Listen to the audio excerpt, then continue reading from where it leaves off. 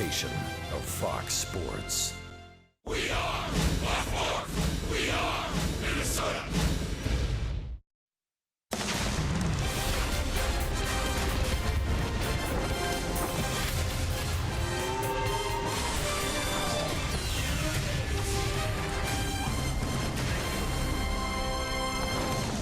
It has been an exciting young season, including some firsts, and now you can check your first rain delay of the season off the list here at Target Field. The White Sox and Twins, the first of three scheduled starting tonight. We're in a delay. We will update you when we know more. Not raining hard, but it is raining hard enough that the tarp is on the field, Jack Morris. And Twins anxious to get this homestand going. It's the first of 10 games, all against AL Central opponents, and boy, how important has it been. We saw last year, and losing a lot of games early on, how it really hurt the Twins, but this certainly gives you a barometer of what's ahead for this team and how much they've improved. Yeah, it's funny because we get into July, August, September, we're always talking about how one game means so much. Well, guess what? It's all because of these games, and the Twins need to continue what they've been doing. That's playing pretty solid baseball. They went into Chicago, won the series, 2 out of 3 games there. Now they get Chicago again here at home, and this is where we have to show them that you take the first game, then there's a chance to not only win another series, but maybe sweep the series. I think they're capable of doing that against the White Sox, and hopefully they'll get off to a good start when Mother Nature cooperates. How much better has this season been than last? I'm glad you asked, because we've got a chart to show you exactly that. An 0-9 start last year for the Twins, who are 6-3 right now atop of the AL Central. The difference is runs, and runs scored 14 in 9 games last season, 45 so far. You double your home run total, reduce your strikeouts, increase your number of walks. Team ERA down almost a run. Twins pitchers have really limited opponents at the plate in terms of average. And as we've said, the difference, at least so far, the biggest difference is the Twins' ability to produce numbers at the plate. Yeah, I mean, last year, if you looked at all the numbers, the Twins starting pitchers didn't do all that terrible in the first 10 games, but they couldn't score runs at all. Now they're getting good pitching from their starters, and the bullpen's been phenomenal, but what they've done offensively is really the difference.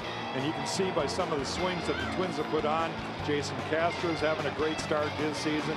Miguel Sano, Max Kepler, Brian Dozier got his first home run the other day in Detroit. So it's all signs that the Twins are going to be able to sustain some of this offense that we're seeing early in the season. And it has started with Miguel Sano, although he's not the only Twin producing big numbers.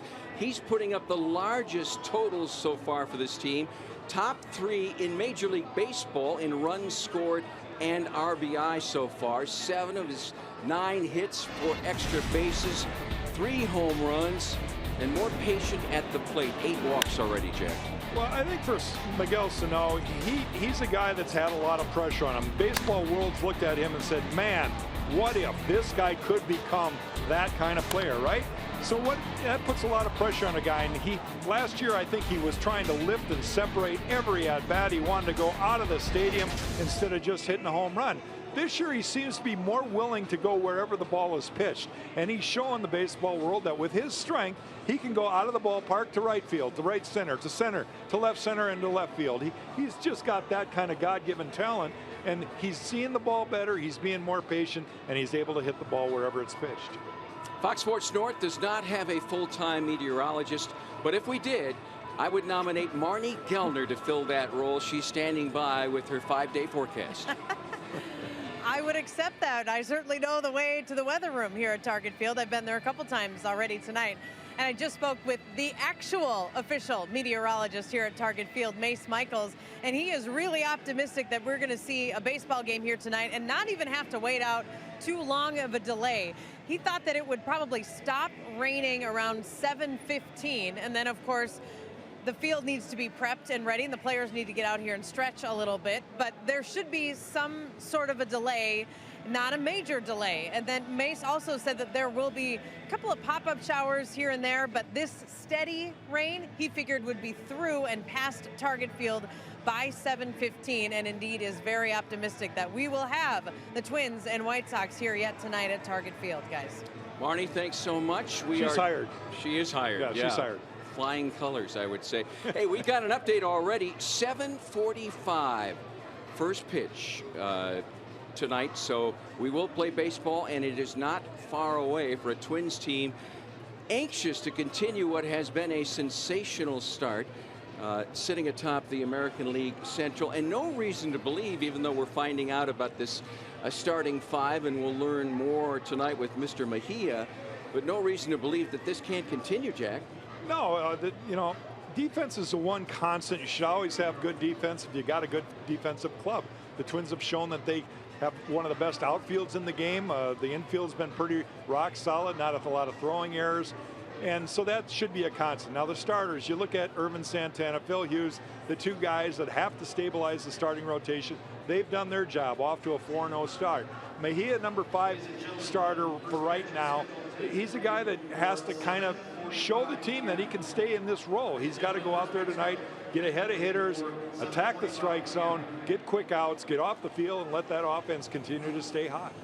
Fans here at Target Field have just been informed, as we told you a couple minutes ago, first pitch tonight at 7:45. So the rain will let up. It's always a hope. Twins fans patient, ready, and waiting, as are we for tonight's game.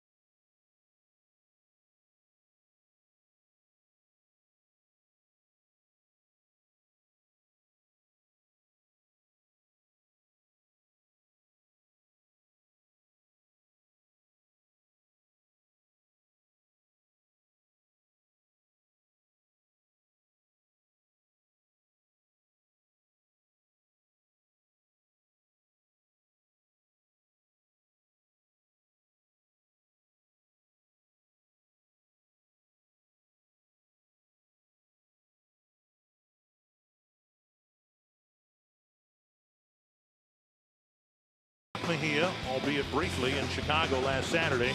We'll catch him again here tonight. Adam Hammery calling balls and strikes. Bill Miller, Kerwin Danley, and Todd Tishner on the bases. You know, Mejia making just his 3rd major league appearance. He made a relief outing last year in Kansas City. He made his first major league start in Chicago. So this is the first time he is pitching off the mound here at Target Field. And he needs to be wary with Tim Anderson in the leadoff spot. He hit leadoff for the first time last night. Hit the first pitch from Mike Tomlin for a home run. And a fastball outside, ball 1. Anderson, Saladino, and Abreu here in the top of the first inning. Yeah, Mejia had such a good spring training. He won that number 5 spot in the rotation. Lazy fly to center. Buxton glides over. 1 away. And I feel that Mejia's, you know, they can say that maybe he didn't look nervous, but when you make your major league start, your first major league start, there are a lot of butterflies inside that body right there. And he struggled, especially in the 2nd inning. First inning went okay. Then he struggled in the 2nd. But now, hopefully, take a deep breath. The first start's underneath, behind you, and now you move forward. 1 down. That'll bring up Tyler Saladino. Outside, ball 1. Mejia with a good fastball. You could see the 93-mile-an-hour fastball, mixing a slider, very good changeup. Driven foul. What impressed the Twins so much about Mejia in spring training is he did not look like a rookie at all. He looked like somebody who'd been in camp for 8 or 10 years, mixed his pitches up, mixed his delivery to the plate once men were on base. And he wasn't out there long enough really to establish much of anything in Chicago. Driven to right. It's a base hit.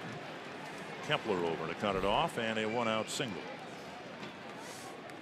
You can throw 93, 94, but if it doesn't have a lot of movement and it's right down the heart of the plate, you're going to get hit. And that's exactly what Saladino did with that fastball. Just took it the other way. Take a look at the pitch. No movement whatsoever. That's pretty straight right there. And a good solid swing by their second baseman, Saladino, taking it to right field. And that'll bring up Abreu. Not sure there's some inquiry going on here. Now look up at the press box. It might be our lights right here. Oh yeah, we got to turn the lights on. Yeah, it's our fault. Hi everybody. We're trying to figure out how to turn them off. Wondering why I was able to see my score sheet. There's Bert, and he turns them off. Wow. Now we had a rain delay of 35 minutes, and we would have had a longer delay if not for the electrical prowess of my partner, Bert Blyleven.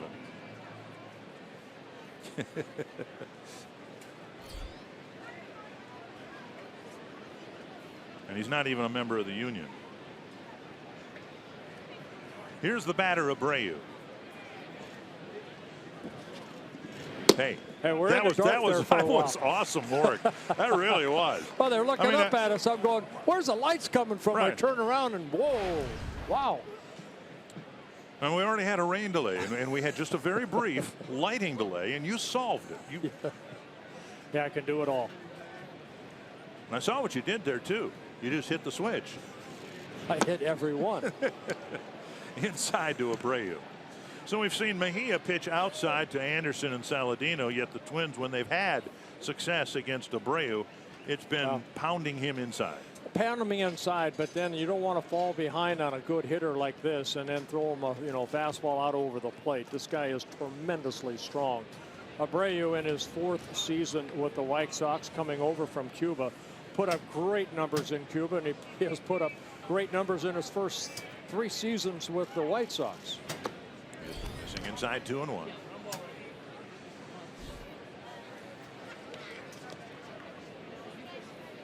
And he's enjoyed hitting here at Target Field. You see the 5 home runs, the 23 runs batted in the 28 games. 2-1 to Abreu. With Mejia trying to pitch a clean first inning.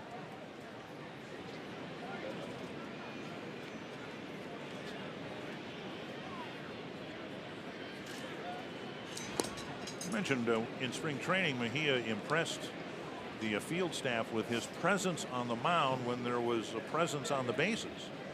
Changing his delivery to home plate, trying to do what he can to control the running game. 2-1.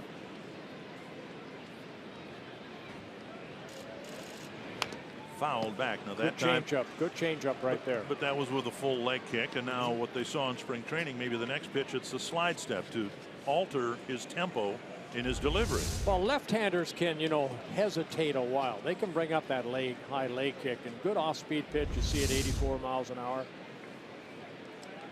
One thing Mejia has done,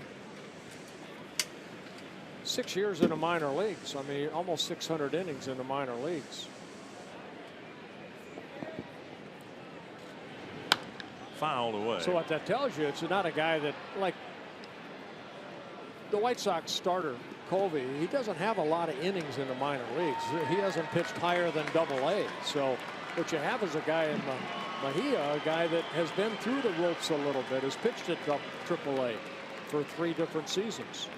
He showed swing and miss stuff in Florida. Now trying to get a big strikeout against a really good hitter in the first inning here tonight. And it would be his first major league strikeout. There it is. And we say swing and miss stuff with a variety of pitches. Low to mid-90s fastball, good breaking ball, and that's what Abreu struck out on there. Yeah, good location right here. Looks like a fastball, and you can see the movement. Right, late movement. Good pitch right there. As you want, if you're a right-handed pitcher, you pitch lefties inside. If you're a left-handed pitcher, you righties like that, just like that. So his first major league strikeout comes against a very good hitter in Abreu. And now Todd Frazier takes up and away. What you see is all the pitches right here. You'll see all the pitches all over the place, outside, inside, and then finally that one down and in that struck him out. Here's Todd Frazier, and Mejia's outing, as short as it was, seemed to swing with Frazier's, what was it, 45 pitch at bat? Yeah. Had a 14 pitch at bat.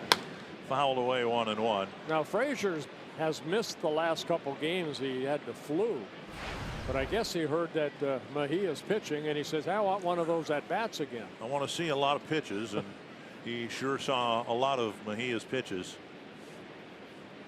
Mejia ended up walking him. I talked with Jason Castro, who caught him last Saturday in Chicago. He said he threw some really good pitches, but a veteran hitter like Frazier was able to fight them off and end up drawing the walk. There's a changeup for a called strike. 1-2, and Mejia would love to get Frazier, get him quickly, and maybe get out of this first inning with 15 pitches thrown.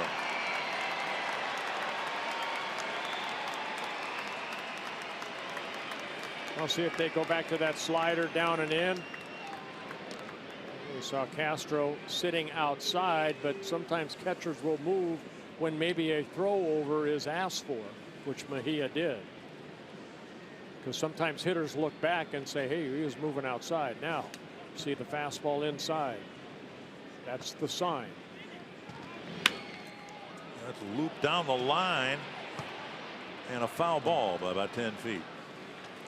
And Frazier might have to get a new stick. Yeah, for sure. I mean, he got in the kitchen right there, but you can see how quick Frazier is, opened up, and that ball almost stayed fair. Frazier, a career high 40 home runs last year in his first season with Chicago. Look how quick he opened up. And he may have cracked his bat, but boy, right there, that quickness. That ball just went foul. Well, he has deemed his bat to be intact. And now it's 1-2 again.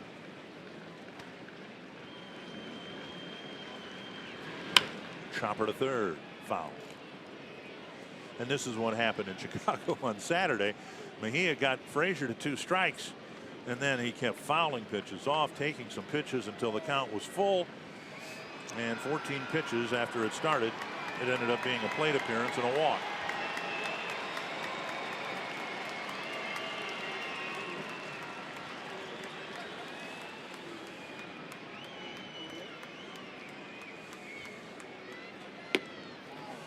there's ball 2. But what Mejia had is he had what Fulmer had the other day for the Tigers, a 40-pitch inning. Said Fulmer was able to get out of that inning eventually, where Mejia had to leave after 2 outs. But he threw 40 pitches in that second inning after 11 in the first.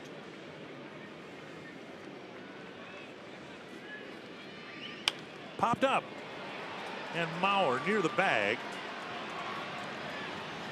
retires Frazier, and Mejia has a pretty clean first inning.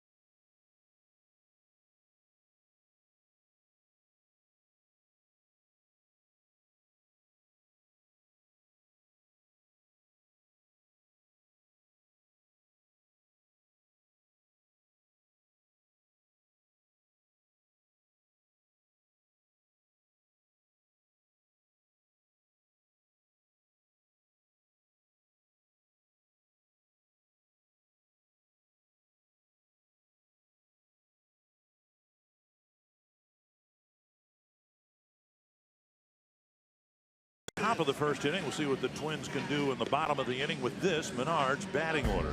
Brian Dozier in the leadoff spot. Robbie Grossman, the DH, hitting second.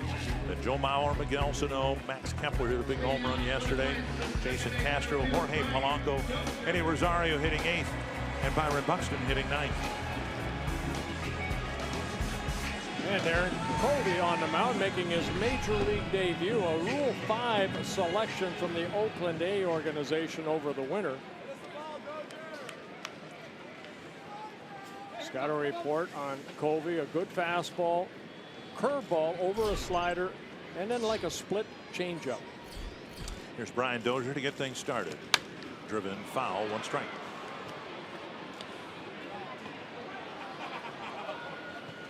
Dozier's bat showing some signs of being awakened. I think in our pregame, Paul Molitor said they don't have a lot of scouting report on this young man right here, 25 years old.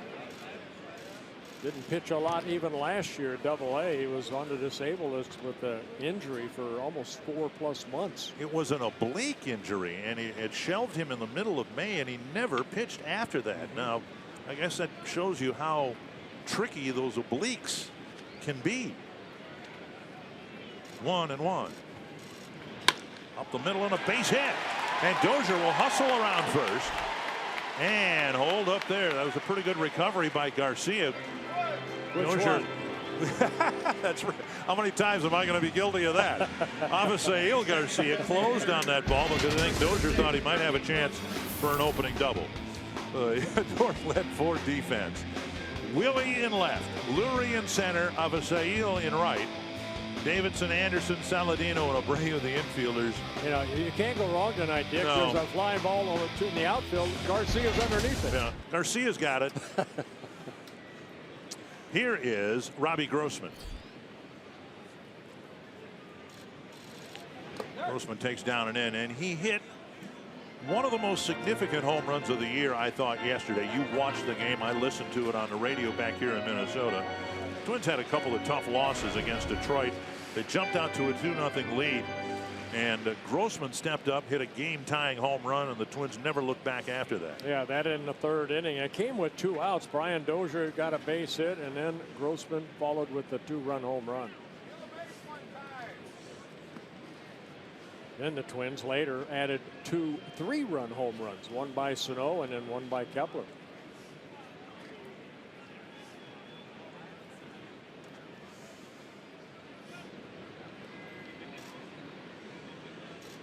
There goes Dozier. He got a good jump. And he is in with a stolen base. Brian made that a point of emphasis this year. He wanted to maybe steal 30 bags this year, and he's off to a great start. Well, one thing Covey did, he brought that left knee up a little bit. Brian was thinking about on the first one. He got a great jump right there. Smith, good throw to second base, but Brian 5 for 5 now in stolen base attempts, and the Twins are 7 for 7. 2-0 now to Grossman.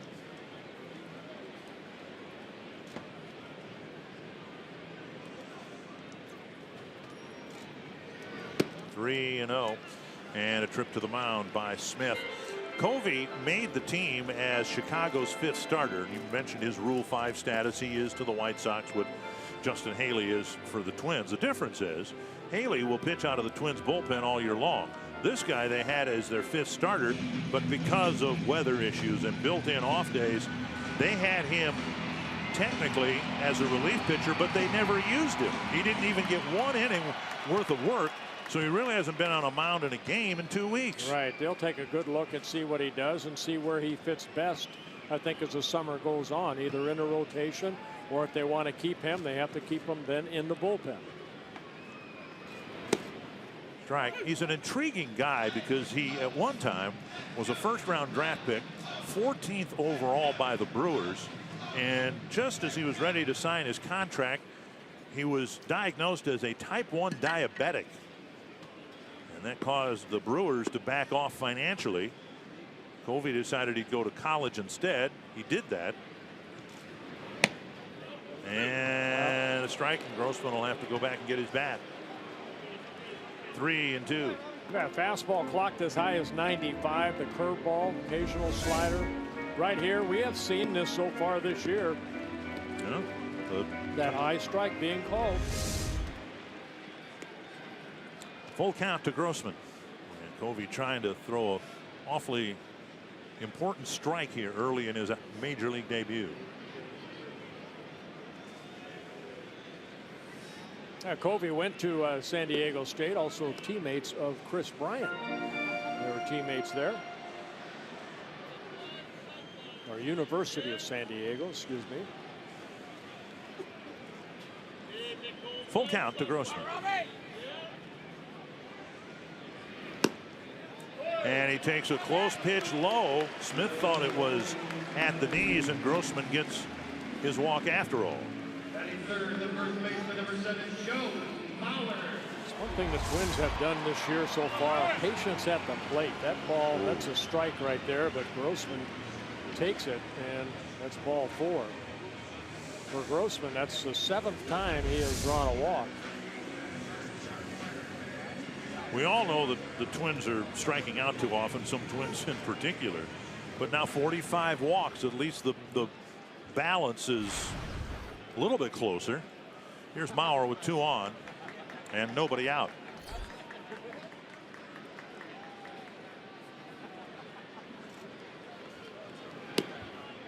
Joe hitting .214. And in my opinion, he has been victimized more than any other player I know with the advanced scouting reports that teams have. When he was winning batting championships and perennially hitting over 300, he got a lot of hits to where there are now fielders. He's hit some line drives. Well, but Dick, he has to make an adjustment. No, I know that. And he will not do that. So, yeah, I mean, they, of course, they do at Kansas City, every ball club. There's so much room down that right field line, but Joe will not attempt to pull the ball. Look at the outfield. Look at the Garcias. Look where they're playing. You got one down that left field line, one to left center, and the other one playing right center. And if he pulls one into the right field corner, he's got an inside the park home run. You can say that Joe is getting cheated, but Joe's not making an adjustment like a pitcher has to make an adjustment, or anybody does. No, I didn't say he was getting cheated. I'm saying he's been victimized by the intelligence that's in baseball now, where you're right. I mean, you have to have the wee Willie Keeler approach, hit them where they ain't. But this shift was put on long before all these numbers have come out. That's the way Joe hits. He hits the ball the other way. 1-2 to Mauer. Joe's job right here, hopefully advance both runners somehow. Crack foul. But what Joe does so well, I mean, he's won batting titles, he's an all-star. What he does so well is he lets that ball get deep into the strike zone. Not too many hitters can do that. He's a great two-strike hitter, always has been. And that's why, at least for the time being, he'll remain principally a number 3 hitter, because the Twins had such a terrible time in the first week with Buxton hitting third. Then Sano tried it. He struck out every time he was at the plate hitting third. Joe just outside. I was going to say, as soon as I mention it, but as soon as I mention it, then he's going to strike out. But he's only struck out 3 times this year. Yeah, he has an outstanding eye at the plate. Even that pitch right there, I'm going to guess, 6 out of 10 major league hitters probably would have swung at that because they've got to protect the plate. Joe has a good eye of what that 17-inch plate is all about. 2-2. Covey having a rough first inning.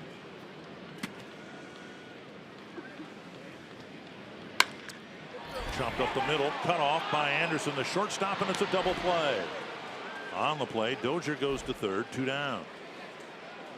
And it'll bring up Miguel Sano. Yesterday the Twins played at Comerica Park, and late in the ball game in the 6th inning, off of Anibal Sanchez, he hit that ball about 440 feet straight away center. In the hot zone for Sano.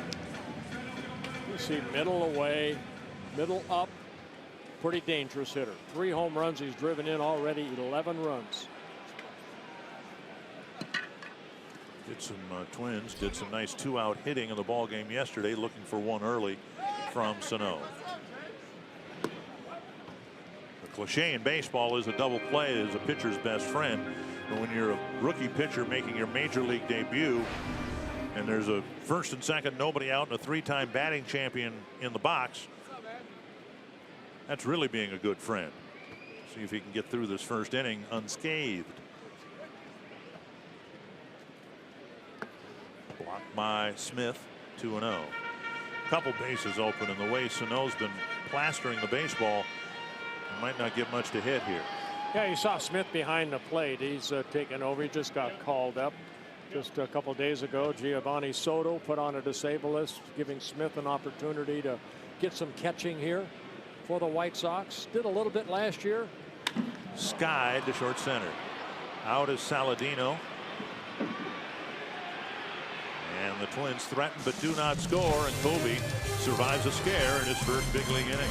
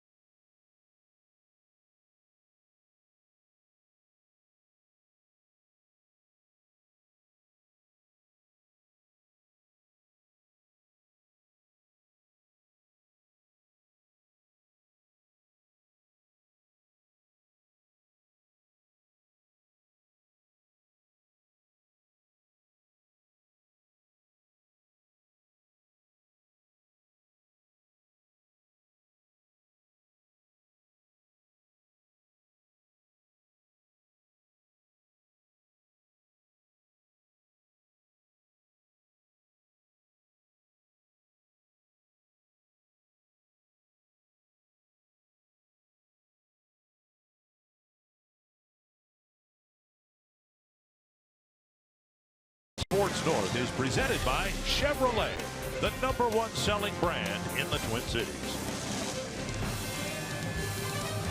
Might have some rain intermittently throughout the evening, and we got started 35 minutes late, but we're underway. And the hottest hitter in the White Sox lineup, Avisail Garcia, will lead things off. Yeah, highest batting average in the American League, hitting at .452.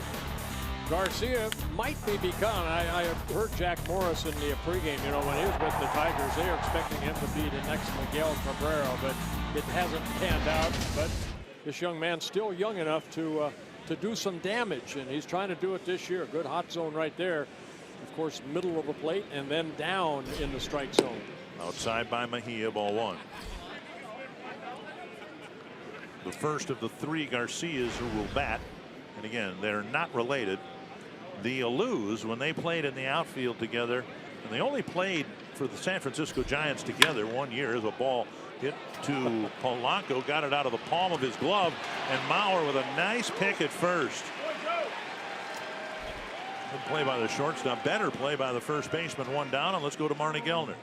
Tonight, looking at our car scoop from the clubhouse, Byung-ho Park remains on the 7-day DL in the minor leagues with a hamstring issue. Paul Molitor tonight called it just a minor strain. Reliever Ryan O'Rourke has been playing catch, and he should be ready to throw a bullpen in about a week. He's been dealing with a sore elbow. And Jose Barrios made another very good start for Rochester. 8 shutout innings with 6 strikeouts.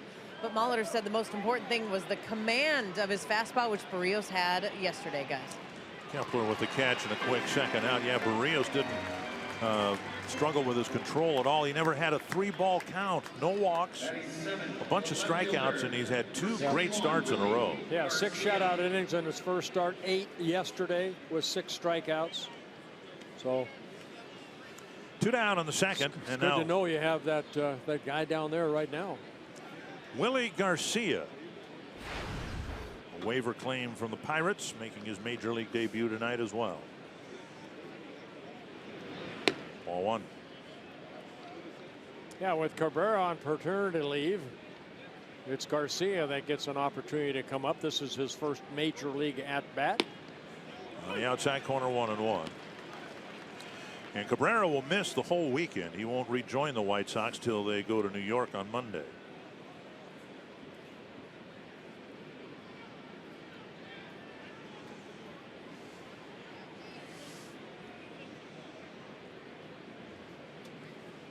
Garcia just 24 years old. Strike on the outside corner. Given what Cabrera's done to the Twins recently, his absence is appreciated. Yeah, look at that. Last 36 games versus the Twins. He did some damage. That's to left center, and he's got a hit and an extra base hit in his first major league at bat. And a little problem on the warning track, so he'll try for third. Here's the throw. He is out. Good relay. Buxton to Dozier, or to Polanco, I believe, and then Sano. And they may challenge this call with Garcia, Willie Garcia, standing near third base. So congratulations to Garcia in his first major league hit. Oh, take a look right there. Sano trying to deke him last second. He tries to apply the tag. I think he's going to be safe. And he got him on the right knee where it looked like the left leg got on the bag first. But the ball hit in the gap. Buxton has to chase after it. Finally gets it back in and hits Polanco. Polanco one hop throw. And the White Sox don't challenge. Wow. Not wanting to maybe burn their challenge early in the game.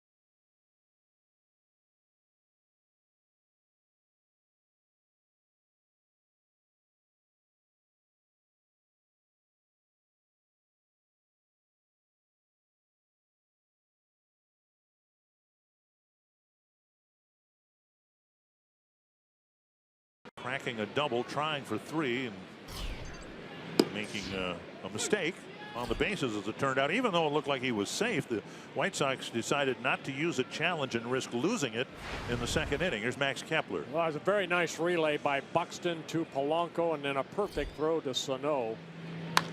Kepler lines it into the right field corner.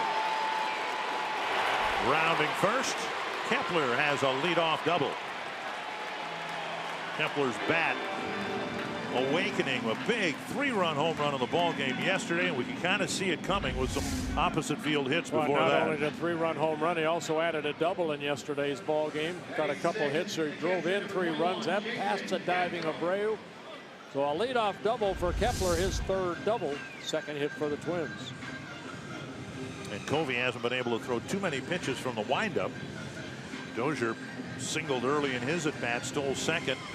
Now he's got the same situation, a man at 2nd, nobody out for Jason Castro.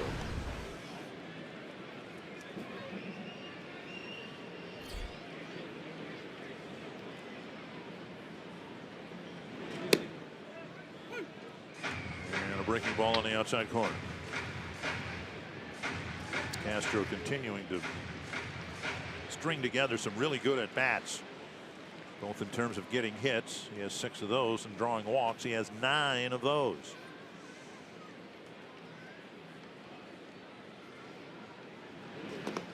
That gets away from the catcher Smith, and Kepler goes to 3rd.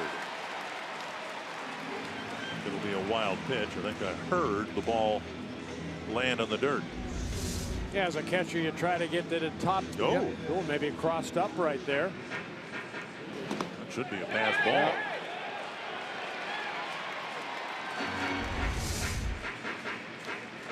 And you see the cross-ups more often, don't you, with a runner at 2nd? The pitcher and the catcher aren't really on the same page in terms of what side. Well, you better be, but right there, I think that's the 2nd time this year we've seen a pitcher-catcher get crossed up. Frazier even with the bag, excuse me, Davidson even with the bag at 3rd. Rest of the infield playing back. 1-1 to Castro. 2-1. Castro's slugging percentage .526. His on base percentage .536.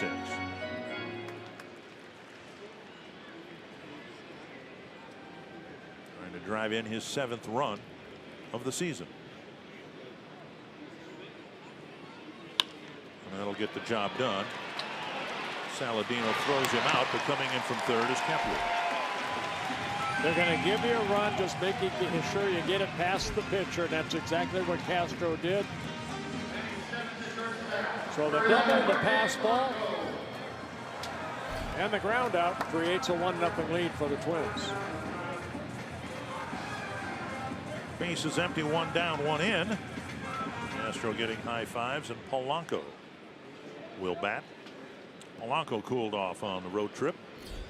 Average down to 267. And he picks up right where he was leaving off in the last homestand. He'll dig for 2. And Avisail Garcia's throw is not in time. 2nd double of the inning, both to the right field corner. Even though sometimes a young pitcher's out there, you want to see what he has. And remember, the first pitch of the ball game, Brian Dozier was swinging. And right here, first pitch to Polanco. A pitch left right down the heart of the plate at 84 miles an hour. Good swing by Polanco, quick bat, and his hustle in the 2nd base. So right there, you see the hustle out of that batter's box. That helps create that double with 1 out. Now the 8 and 9 batters, Rosario and Buxton, and the Twins would love to see one or both of them figure some things out at the plate. Rosario takes down and away. Rosario hitting 156. Buxton 088. Yeah, Rosario an RBI single in yesterday's ball game where the Twins beat the Tigers 11-5.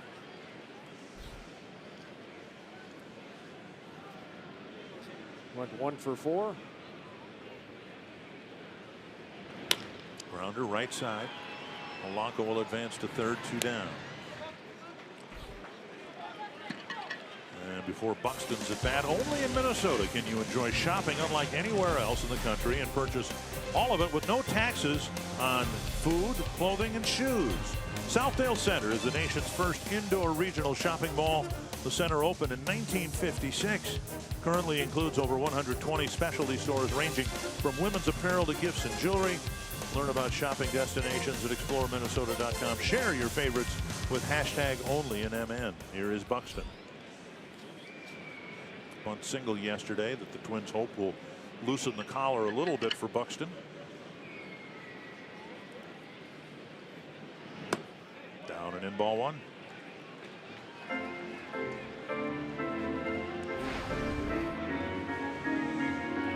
Three hits, 34 at bats, one walk, 19 strikeouts. 1-0. Tapped foul. Well, in yesterday's ball game in the 6th inning, laid down a bunt, pushed it past the pitcher to first, and a pitcher's not going to beat you there. Even if they're the best athlete on the team? Well, and then he stole second base, so the speed of Buxton, be a good athlete, maybe he just can't run. Really? Thinking about bunting with 2 outs. And he takes a ball, 2-1.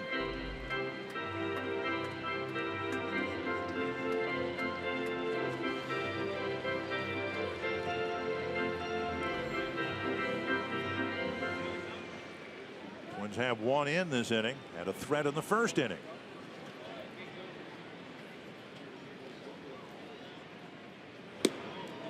And an off-speed pitch taken for strike 2. That's a curveball right there, up a little bit.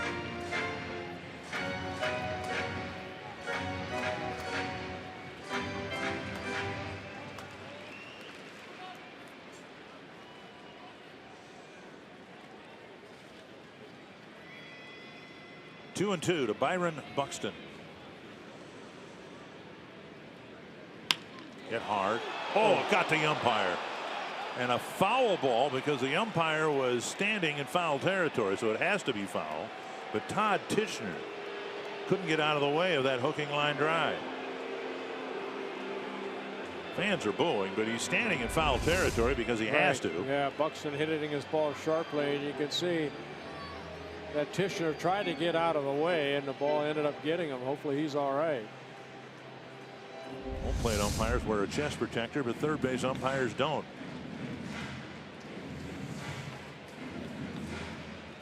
And he looks to be fine.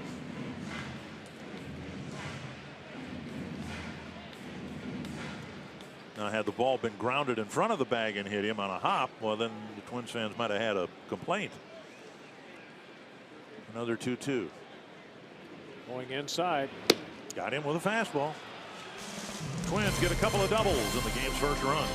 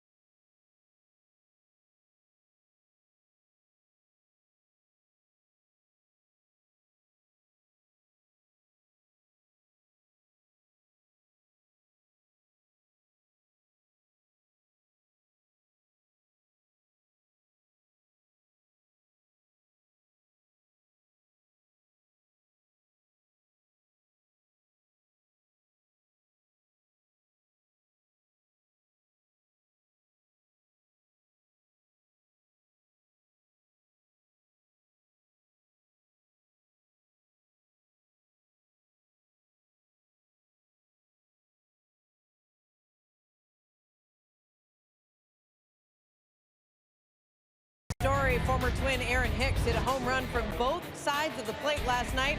Solo batting left-handed in the first, a 2-run homer right-handed in the 7th, and the Yankees swept the Rays.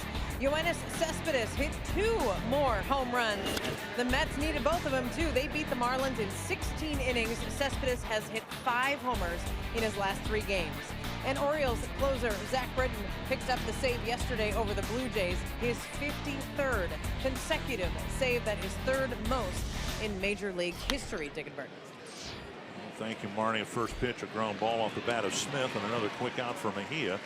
1 down. The Blue Jays are going through an almost identical start with the identical causes as the Twins last year. They're pitching okay. They can't score runs. They're 1-8 after 9. Of course, you know the Twins were 0-9 to start the season last year. But the Blue Jays are going through the very same thing. And now Josh Donaldson's going to be gone for a while. You know, there are some surprises, I think, in both leagues. Seattle off to a poor start at 2-8. And then you look at the National League, Cincinnati 7-3, and Arizona put together a pretty nice run to start off, 7-3. Just outside ball 1. Arizona, of course, struggled last year mightily, and they're leading the division in the National League West. Missing outside 2-0. Leury Garcia will bat with 1 down in the 3rd.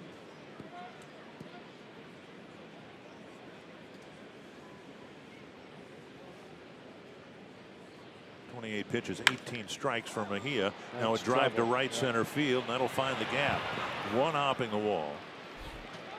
And it's a second Garcia double for the White Sox. 1 by Willie, and now 1-out double by Leury. Twins fans, if you can't catch the games on TV, you can stream them live on your mobile device with Fox Sports Go. Download the app. Take Fox Sports North and Twins baseball with you wherever you go.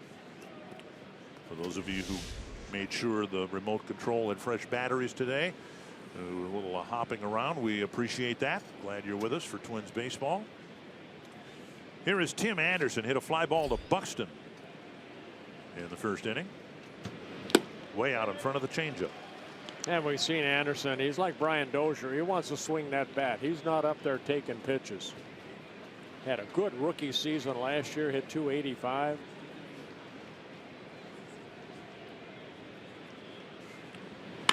Driven hard, but foul. 0-2. Anderson is strikeout prone, and Mejia picked up his first strikeout, getting Abreu in the 1st inning.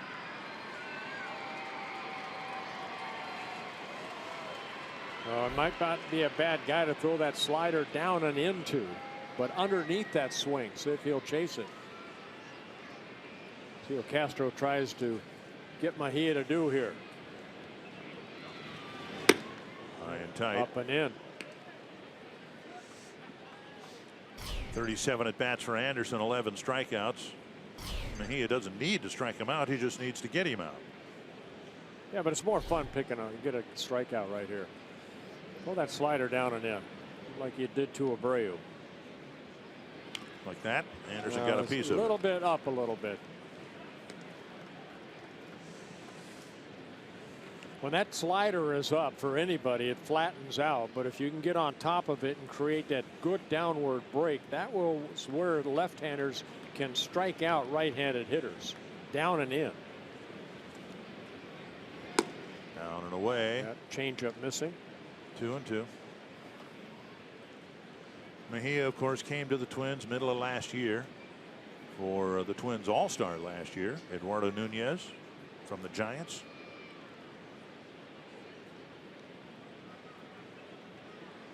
You see Anderson crouched over. His bat's almost on the inner part of the plate. And now 3-2. And another flat slider. Well, what creates a flat slider is if you get underneath it, you don't stay on top of that baseball. And sometimes that's rushing a little bit, opening up for Mejia, that right shoulder. Palladino on deck. And a changeup drifts outside. First walk of the night for Mejia when he faced the White Sox Saturday. Gave up a couple of hits, a couple of walks, and he hit a batter. Well, you can see just couldn't find that right pitch. He got ahead in the count because Anderson swung, and then they went up and in. They tried it down, but you can see the slider spin on that. Actually, you saw two of them kind of flattened out that are inside. Then he missed with a changeup away. It's Anderson's first walk of the season. Last year, in his first year with the White Sox, 410 at bats, and he only walked 13 times. Taken low, a ball. This is what the Twins saw from Mejia in the second inning, where it just looked like he got out of whack and couldn't straighten himself out. Well, you got to trust that fastball right here. The two-seamer, get some movement down and hopefully create a ground ball. Saladino got a pitch up the first at bat right down the middle, and he hit that base hit to right field. Hoping for a ground ball here. And he's misfiring badly, and it's 2-0. He struck out Abreu the first time up, but it's the specter of Abreu in the on deck circle that's a little disconcerting. Sano coming in to try to set down Mejia, settle him down.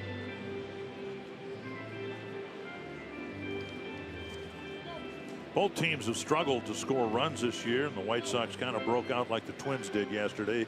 White Sox scored 10 runs in Cleveland. Yeah, both these clubs have a great job of their pitching staff, especially the bullpens for both these teams. 2-0 to Saladino. Popped up, and it'll spin back into the seats. Saladino's 2 for 2 against Mejia in Chicago last Saturday. He hit a double against him. And here in the first inning, he lined a single to right.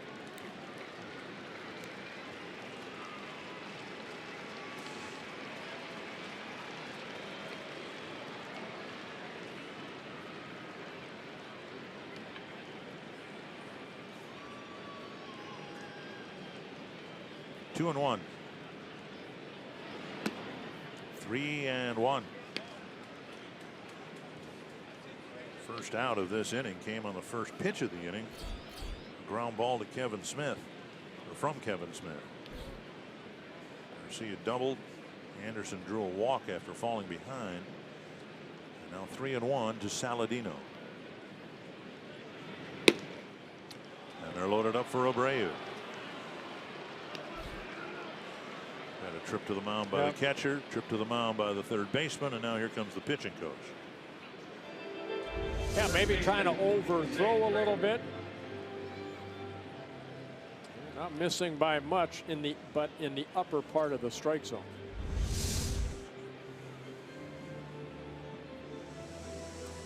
In the second inning, when Mejia ended up walking Frazier to start the inning, then there was a triple and a couple of outs, and Mejia was real close to getting out of the inning, but he walked the number 9 man, hit Saladino, and they went and got him and took him out in the second inning.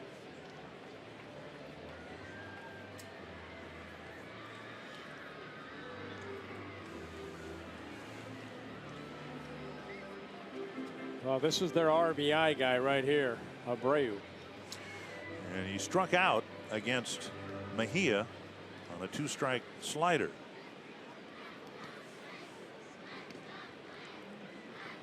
And with Melky Cabrera not playing in this series, this is the last guy the Twins want to see up with the bases loaded. Yeah, last 3 seasons, his 3 seasons with the White Sox has had 100 ribbies or more per season. Started him look like with a changeup. Got a foul ball, 1 strike. Like a high breaking ball, yeah.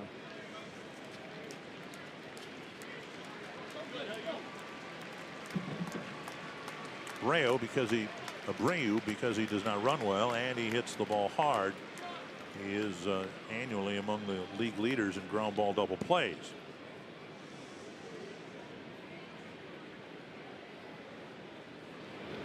Foul back, 2 strikes.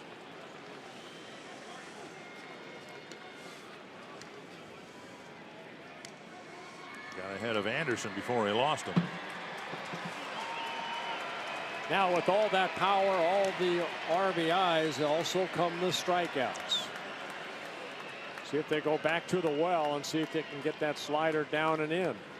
But Struck him out in the first inning.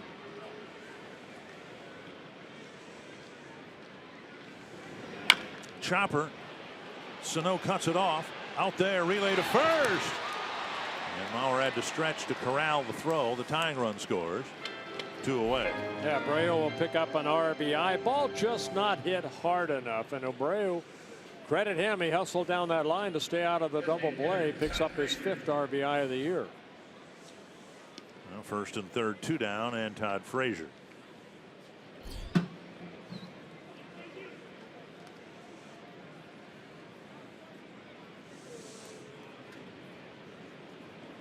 Frazier, as you said, has missed the last couple of games with a flu bug. Remember last year, one of Chicago's trips here, he was in the starting lineup and was scratched right before first pitch because he got hammered by a flu bug that set him down for several days.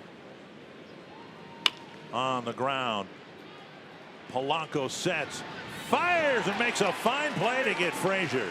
From deep in the hole, Polanco ends the inning. The White Sox tie it up. You're watching Twins Baseball, presented by State Farm.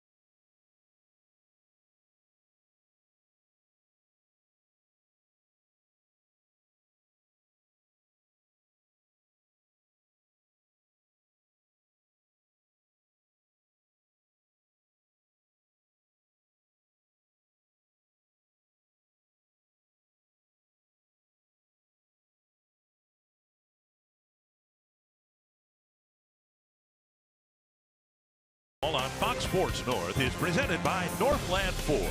Visit buyfordnow.com and your local Northland Ford dealer today. By Grand Casino, the best stories start here. And by Menards. Save big money at Menards on all your home improvement needs. Nice play in the hole by Jorge Polanco, keeping us a 1-1 game. You know, we're going to show that back. You mentioned that Mejia came over in the Eduardo Nunez trade. And that's something that Nunez did a good job of. Exactly what we'll show you what Polanco did. That was a nice play. Brian Dozier leading off the third, taking ball 1. And now taking strike 1. Dozier singled, stole second, was left at third in the first inning.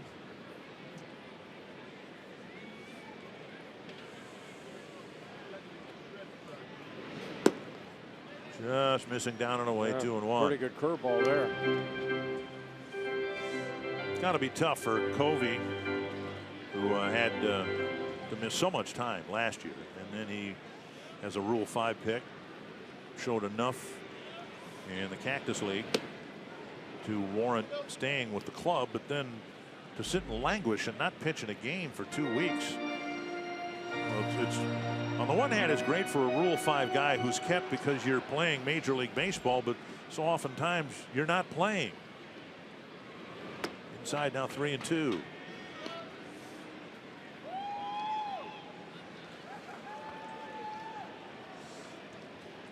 Robbie Grossman on deck. Light rain falling almost missed blank. And Dozier takes a leadoff walk. Second walk for Covey. Let's take a look at Polanco's play right here as he has to go deep in the hole. And watch how he utilizes that one hop throw over to first base. A lot of times we think about it, their momentum's going toward the outfield. And if he steps, utilizes the weight on that right foot. Nunez did that so well. And Polanco did that very well right there. Let's not ignore the fact that he planted his right foot on wet grass and didn't slip. Right. Here's Grossman. Throw to first. Dozier stole second base in the first inning. Yeah, he got a couple good reads off of Covey. Even on the first pitch, it looked like Brian was thinking about going. On the second pitch, he did go. Stole his 5th base of the year. And when it happens, as it may happen for Brian, he steals a lot more bases and his stolen base percentage increases. The answer, of course, isn't that he got any faster.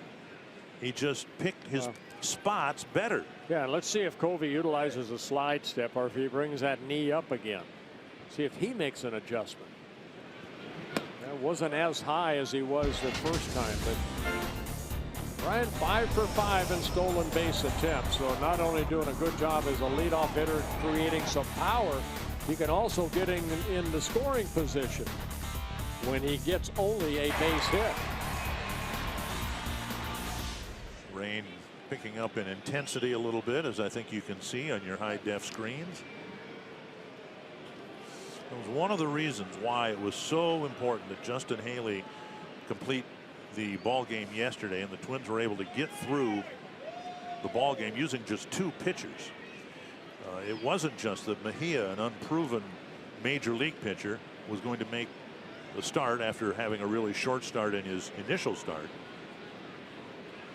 It was the specter of perhaps weather interfering early in this ball game, and perhaps only getting a couple innings in and having perhaps a long rain delay, and then you've got to rely on your bullpen to pitch most of the game.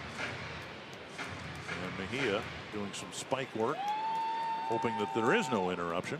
Well, a couple of throw over the first base, all of a sudden you worry more about that base runner. You do it to a guy at home plate, you fall behind 2-0. Tapped right side. Saladino gets the lead man, and Grossman beats the relay. So in holding Dozier, White Sox kept not just the double play but the force play in order, 1 away. First baseman Joe Bauer. 1 down. That'll bring up Mauer. Bounced into a double play to pretty much quash a first inning threat.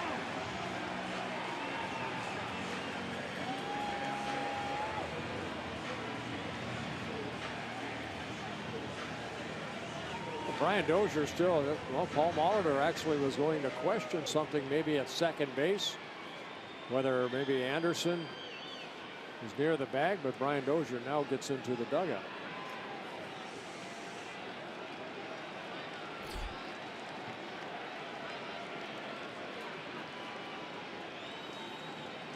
Mauer threatened to do that yesterday with the shift on, trying to drop a bunt up the third baseline for a hit. And he takes strike 1. Well, not a bad play, especially with the grass, the infield grass as wet as it is. And Davidson was playing back on the dirt. Now he's about even with the grass, coming in a little bit. And the rain really coming down hard here now. They treated the field, then covered the field with a tarp late afternoon, and then treated it again with the diamond dust, the absorbent material. So we might be okay for a while, but well, hopefully this is just a cell that's passing through. And, you know, I mean, a new technology now, weather-wise, I feel that if a big storm was coming, the ground crew would already been out there. So fans are starting to seek for shelter, but guys are still playing out on the field.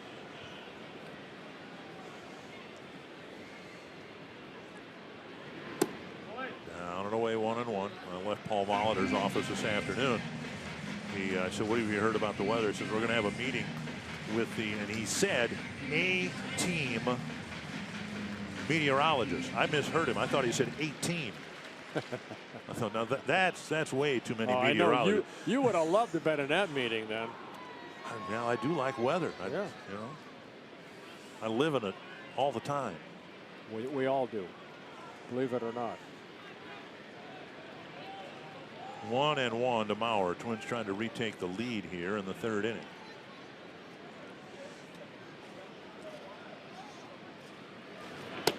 Again squaring to bunt, and again taking a strike. 1-2.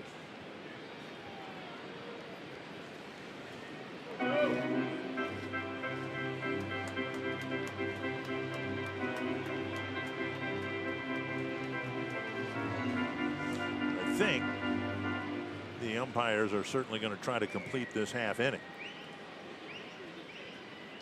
And then at the very least, there'll be a consultation with the A team meteorologists. 2-2.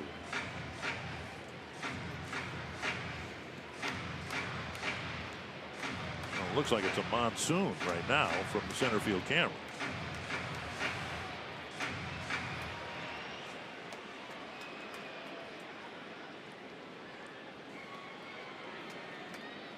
Two and two.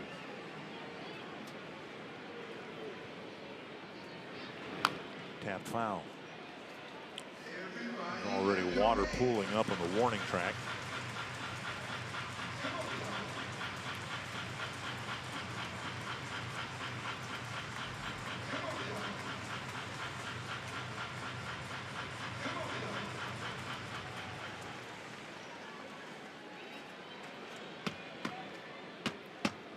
Two and two. Twins trying to take advantage of Covey's leadoff walk here in the third.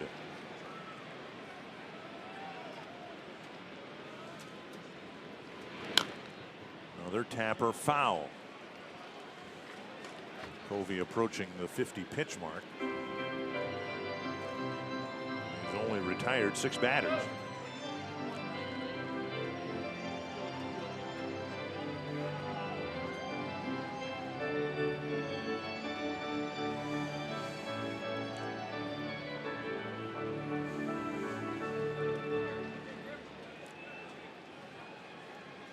I think that's a question for Don Cooper too. You know, I mean, how long do you stay with this young man that has not pitched, you know, in a couple weeks? Tapper right side, and Grossman is forced at second base. He did not go into a slide. I think he thought that Abreu might get the out at first base, and I think Abreu made the right choice because the out at first base would have been a tough one to get. Yeah, that's a nice play by Abreu, cutting across and going toward the pitcher's mound, middle of the infield. And his momentum's already going that way, so a quick flip over to Anderson for the force out.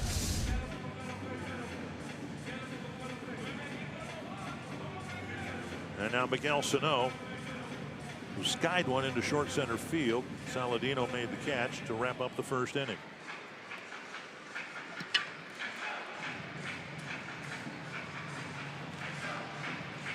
You can see it's got to be tough to hit. You saw Mauer do it, Sano doing it, trying to wipe the brim of the helmet so it's not dripping in front of your eyes when you're trying to pick up the pitch, the spin, the velocity, and all that. Ooh. And a hugging breaking ball right there, but it's for strike one. And we were talking about Castro's slugging percentage, and then you look at Miguel Sano's coming into the game at .793.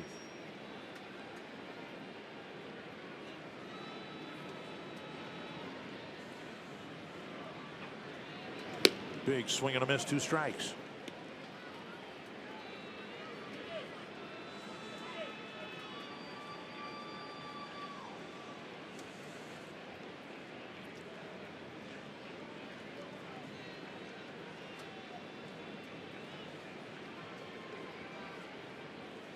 And 2. 1 and 2. 3 straight breaking balls, one middle in, the other one away that Sano swung through, and that one down and away. Bill Miller's the crew chief. He's the first base umpire. And we'll see what he does whenever this inning ends. 1-2 to Sano. Fouled away.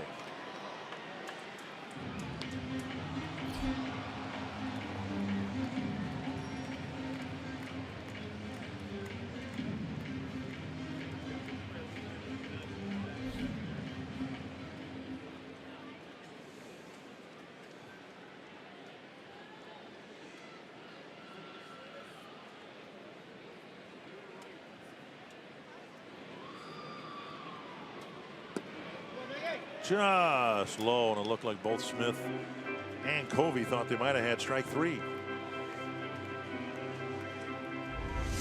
Well, Covey going back to the fastball. Well, a little bit low, I guess. 2-2.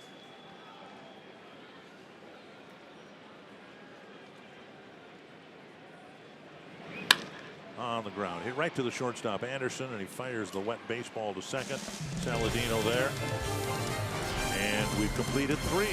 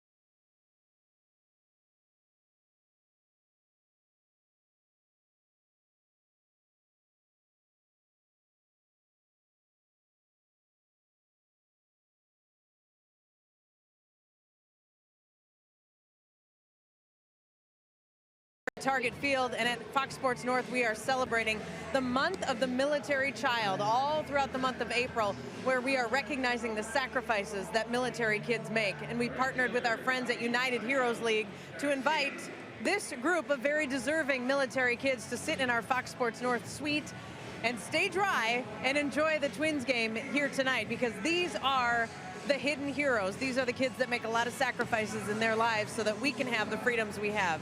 And guys, from all of us at Fox Sports North, we'd like to say thank you for all that you guys do and to your families. And I would like to know tonight, who's having fun at the Twins game? We are! And who's your favorite Twins player? Brian! And there you have it, Dick and Bert. We are celebrating the month of the military child here at Target Field. Yeah, thank you, Marty. Thank you very much. You know, thank you, kids. I like that question, because I think what will happen hopefully this year, and you heard kind of a mixed response. Who's your favorite Twin? The sign of a good team is when you get multiple answers. You know, I mean, Twins have had a tough go the last 6 years, and most of the time if you'd asked that question, the answer would have been Joe Mauer. Well, the more when that question is asked that you hear Miguel Sano, Byron Buxton, Eddie Rosario, Ryan Dozier, you know, the more variety of names you get, the better off the team's going to be.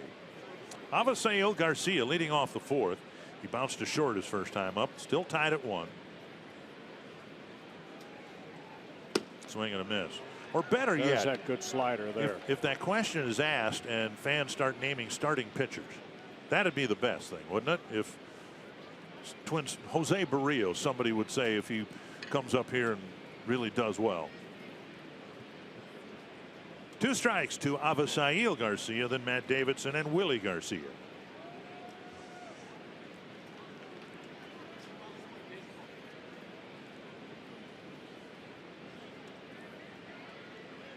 Well, he has one strikeout, his first major league strikeout. Missed outside. That coming against Abreu in the first inning. Heading the count here. Missed down and away.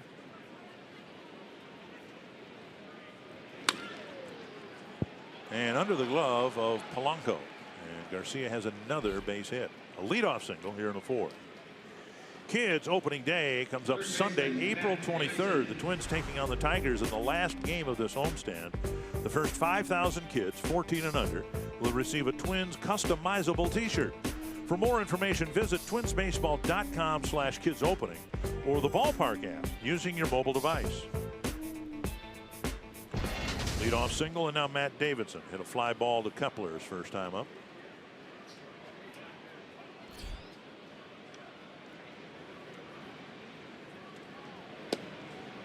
Strike.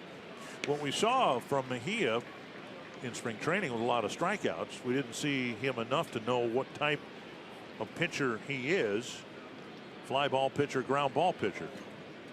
What would you guess based on what you've seen in his arsenal of pitches? Well, right now he's more of a fly ball pitcher, I believe. He needs to keep that ball down in the zone to create a ground ball. Chop foul, 2 strikes. Now this guy Davidson's got some pop in his bat. Got to be careful with him. Came up with the Arizona Diamondbacks in 2013 and then traded over to the White Sox in the Addison Reed trade over that winter.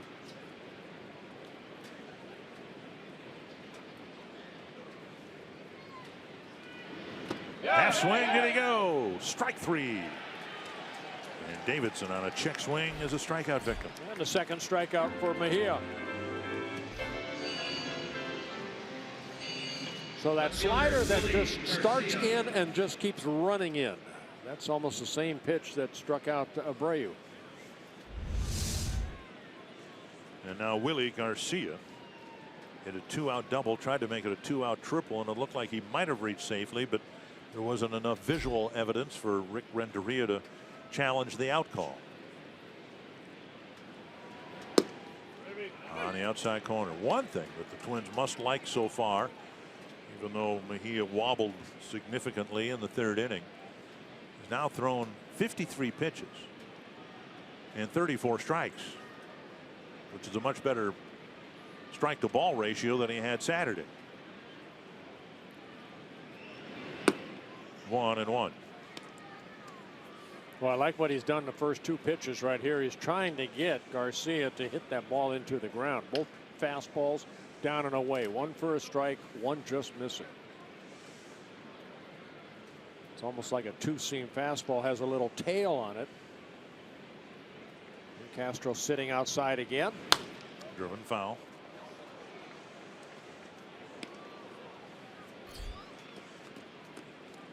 One and 2.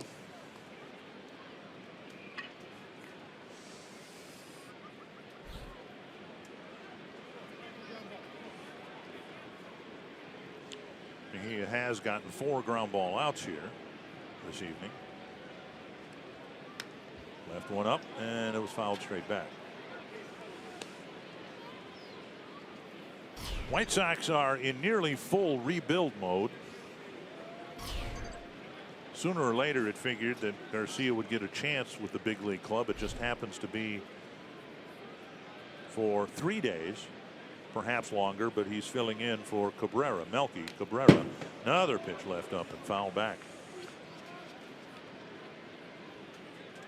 Yeah, Willie Garcia with the Pittsburgh Pirates before being claimed off waivers by the White Sox in January.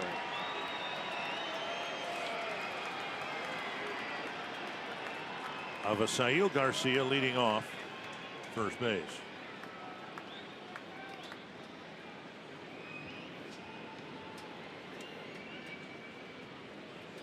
Side 2-2.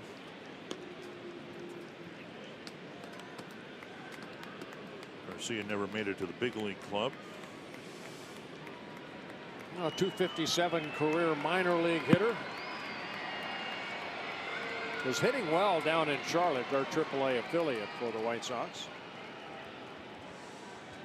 in a handful of games. Lob to first.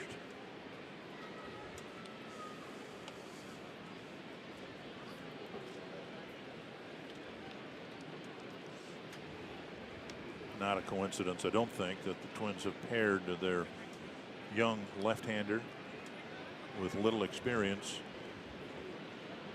They've paired him with Jason Castro, their most experienced catcher. 3-2. It'll be a workout for Castro as he tries to nurse this young pitcher along. Hopefully get him through 5 innings.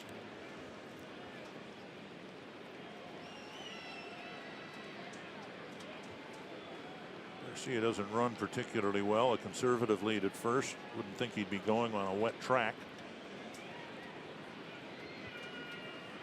And he doesn't. Fouled back. Another pitch left up.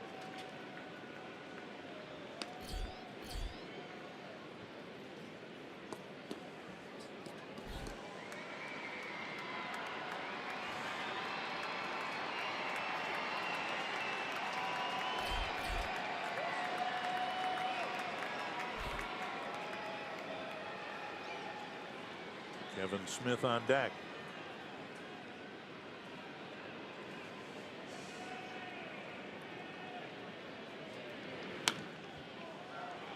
And he's having a hard time getting that ball down around the knees, isn't he? Just trying to overthrow a little bit. First 2 pitches were good, down in the strike zone, but everything else has been up.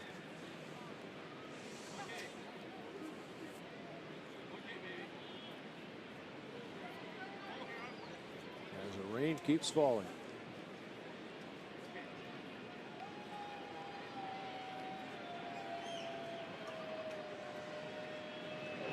Got him with a breaking ball. And a slider again, picking up a strikeout. 2 down. It's a good call right there by Castro because he was up in the zone. So go ahead and try that slider because you have to get out front a little bit more to create that tilt. And that's what Mejia did right there. A little spinner that had some nice little bite at the end. Fox Tracks presented by Ram. 2 down, and now Kevin Smith. And strikeout number 3 for Mejia. Back-to-back strikeouts.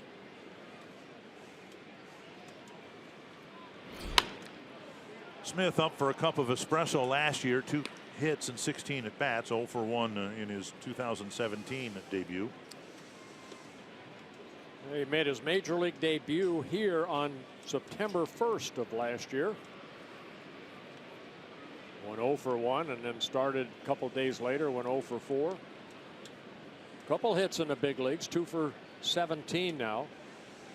And both hits singles. 2 strikes. The White Sox, like the Twins in the last few years, have had a issue behind the plate. The Twins had Kurt Suzuki there for 3 years, and Kurt was tough as nails, but he did not do a particularly good job controlling the running game, what he could to do that. The White Sox have had an even longer search trying to find somebody to stabilize that position since A.J. Pierzynski left. 0-2. Driven to the right field corner, foul. I remember A.J. left, I believe it was Taylor Flowers. Tyler Flowers. Tyler Flowers. Who's now with Atlanta. Right. And the Braves tonight opening up their new ballpark. And we hope it's not raining there.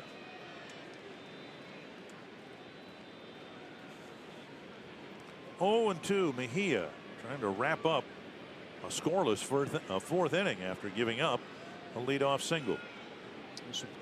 Pitch 21 this inning. It's fouled off. And we'll see him do that, I would think, to a lot of batters, to right-handed batters throwing that slider, and they foul it right into their front leg.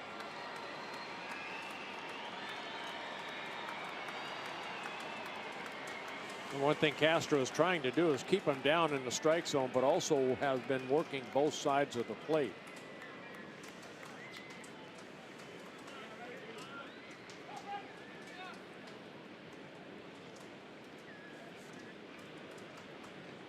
Two strikes again to Kevin Smith.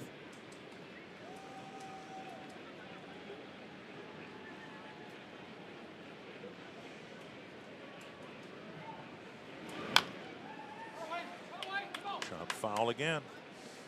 Yeah, the number 2 more the curveball, the 3 the sliders. You went through the signs that Castro was giving to Mejia. Twins baseball on Fox Sports North, presented by State Farm. Combine auto and renters and see how much money you can save.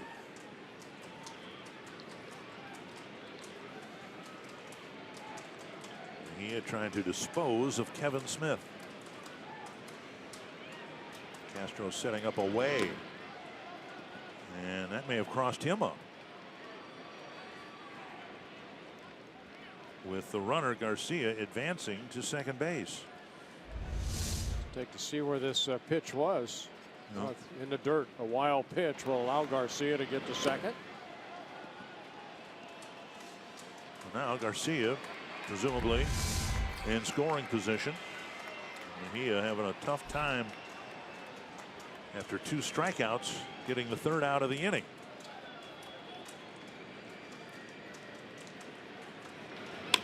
Popped up right field. Kepler steps in for the 3rd out. A scoreless 4th for Adalberto Mejia.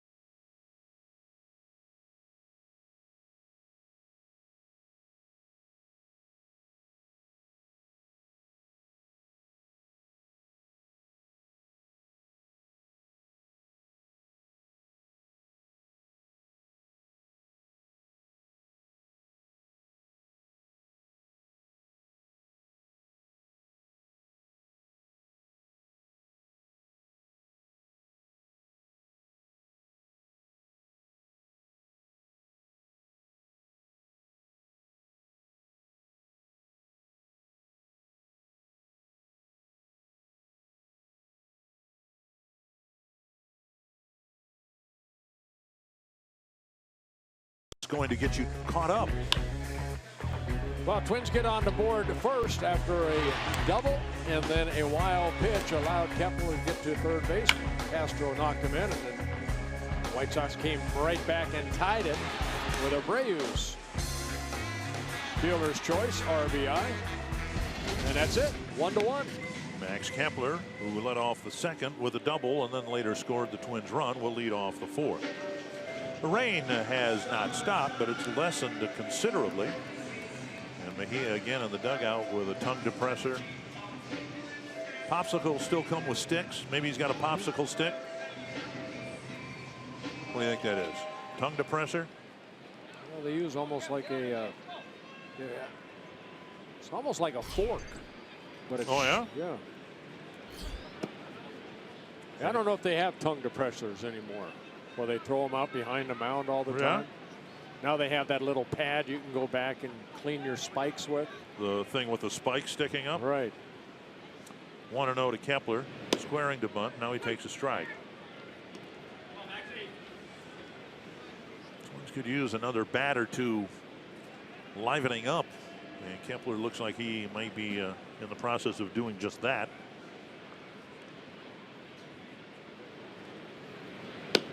Off-speed pitch on the outside corner.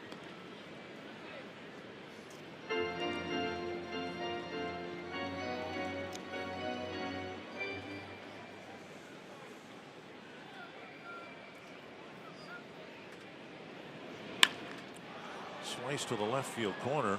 Willie Garcia is there for the catch right at the sidewall. One down. In addition to Melky Cabrera, Giovanni Soto is not with the White Sox. Our Sanford Health injury report said he made a throw and he felt something really weird in his elbow, and they decided to put him on the disabled list. Yeah, he's off to a pretty good start. 3 home runs driven, 5 runs. Jason Castro, the batter. Hit a ground ball to second his first time up. Ball 1.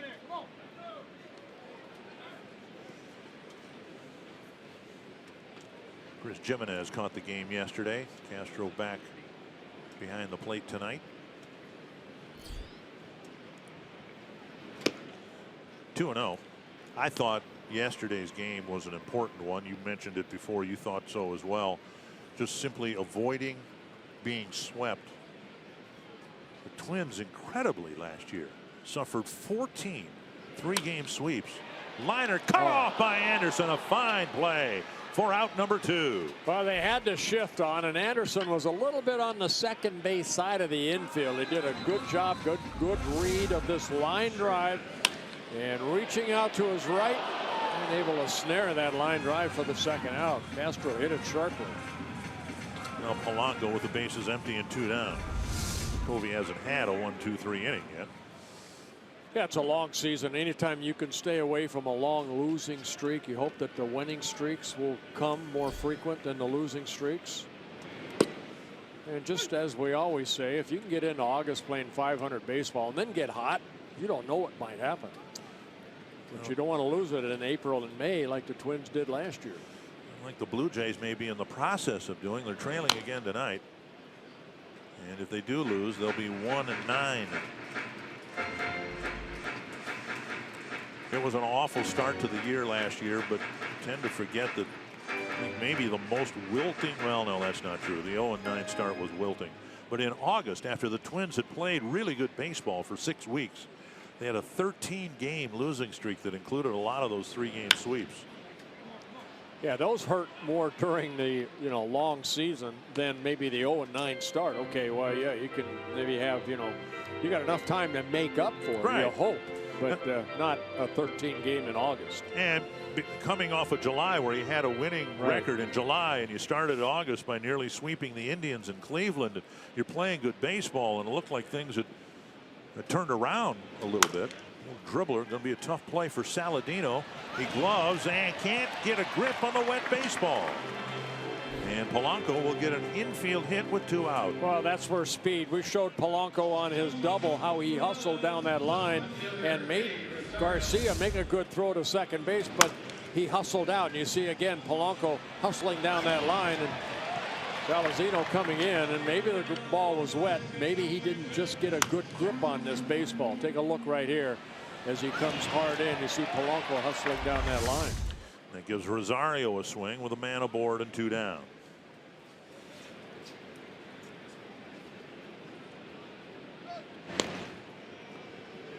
Rosario 33 at bats, 5 hits, 1 extra base hit, a double.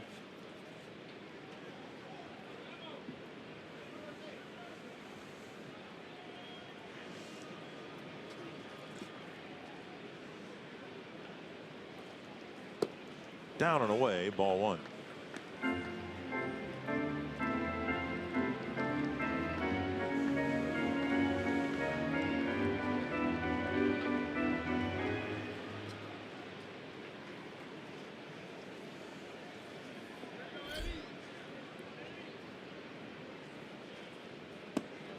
Two and 0.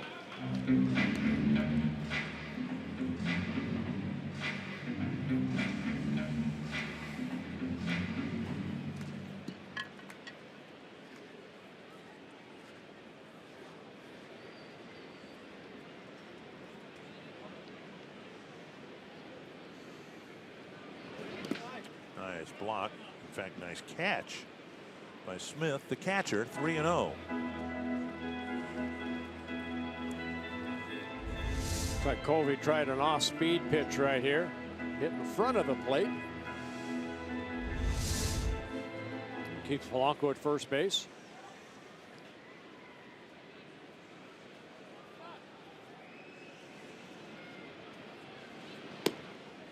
the outside corner, 3-1. Now we need an extra base hit right here.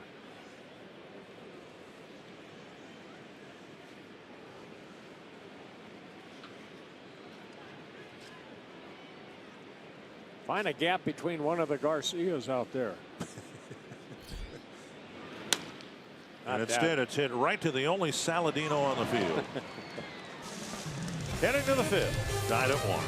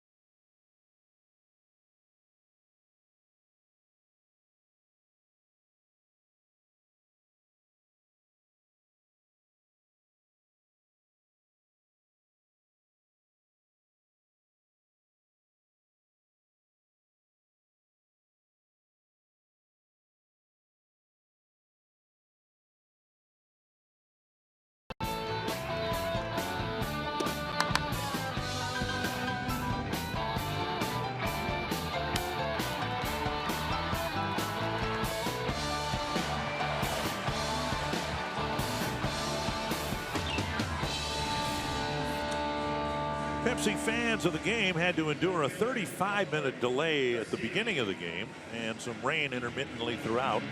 I think the weather conditions have improved to the point where hopefully whatever this is will blow through and we'll have drier weather than we had a couple innings ago. Yeah, good for these fans sticking through this cold and wet day or evening. He has given up 4 hits, 1 to Saladino and 1 to the 3 Garcias, and it'll be Lurie Garcia, who doubled and scored his first time up, leading off the 5th. There's ball 1. Lurie Garcia, Tim Anderson, and Tyler Saladino.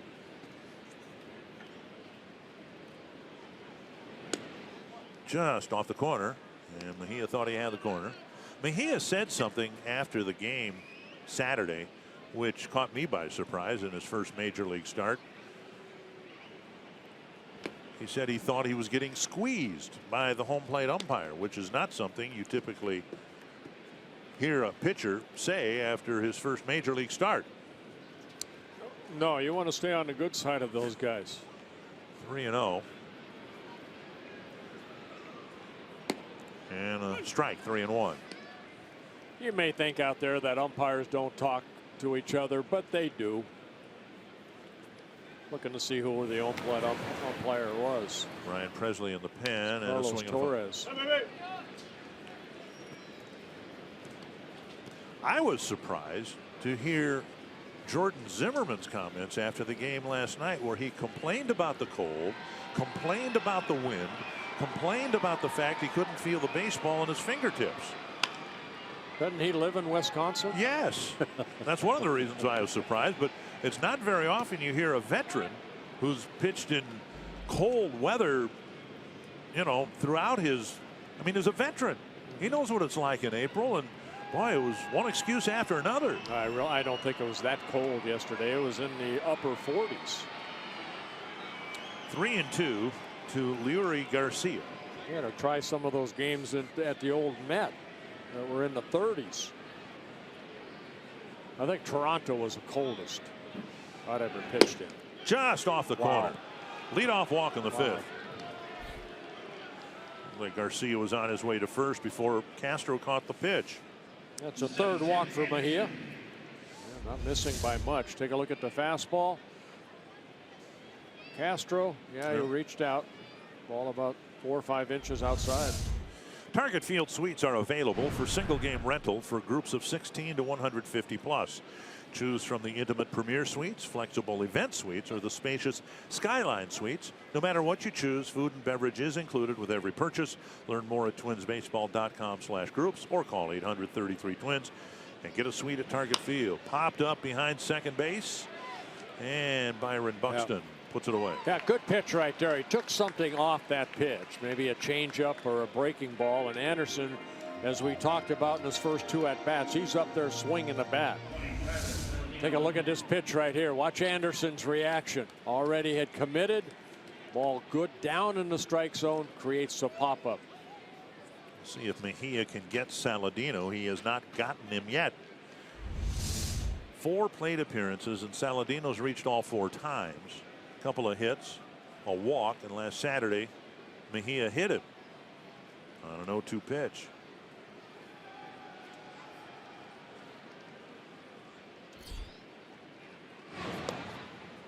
And Garcia at first base. He's got some speed. He's attempted 2 stolen bases. He was caught once, 1 successful.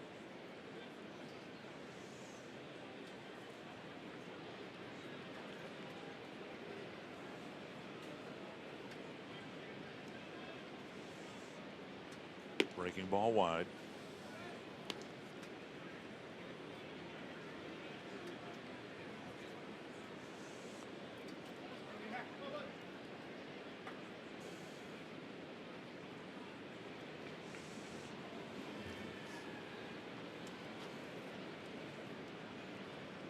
Capper, the third base coach, giving sign, and a ball sliced foul off the end of the bat. 1-1. 3 with the White Sox, 4 with the Indians, 3 with the Tigers. There's Capra. And the Twins at the end of this homestand want to reestablish the fact that they are much better within the division than they were last year. 1-1 to Tyler Saladino.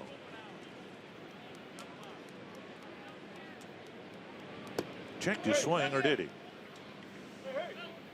Nope, no swing, says Bill Miller. And it's 2-1. We get the advantage of the side swing, and he held up. Tampa giving more signs. Saladino steps with 1 foot out of the box, looking at the sign.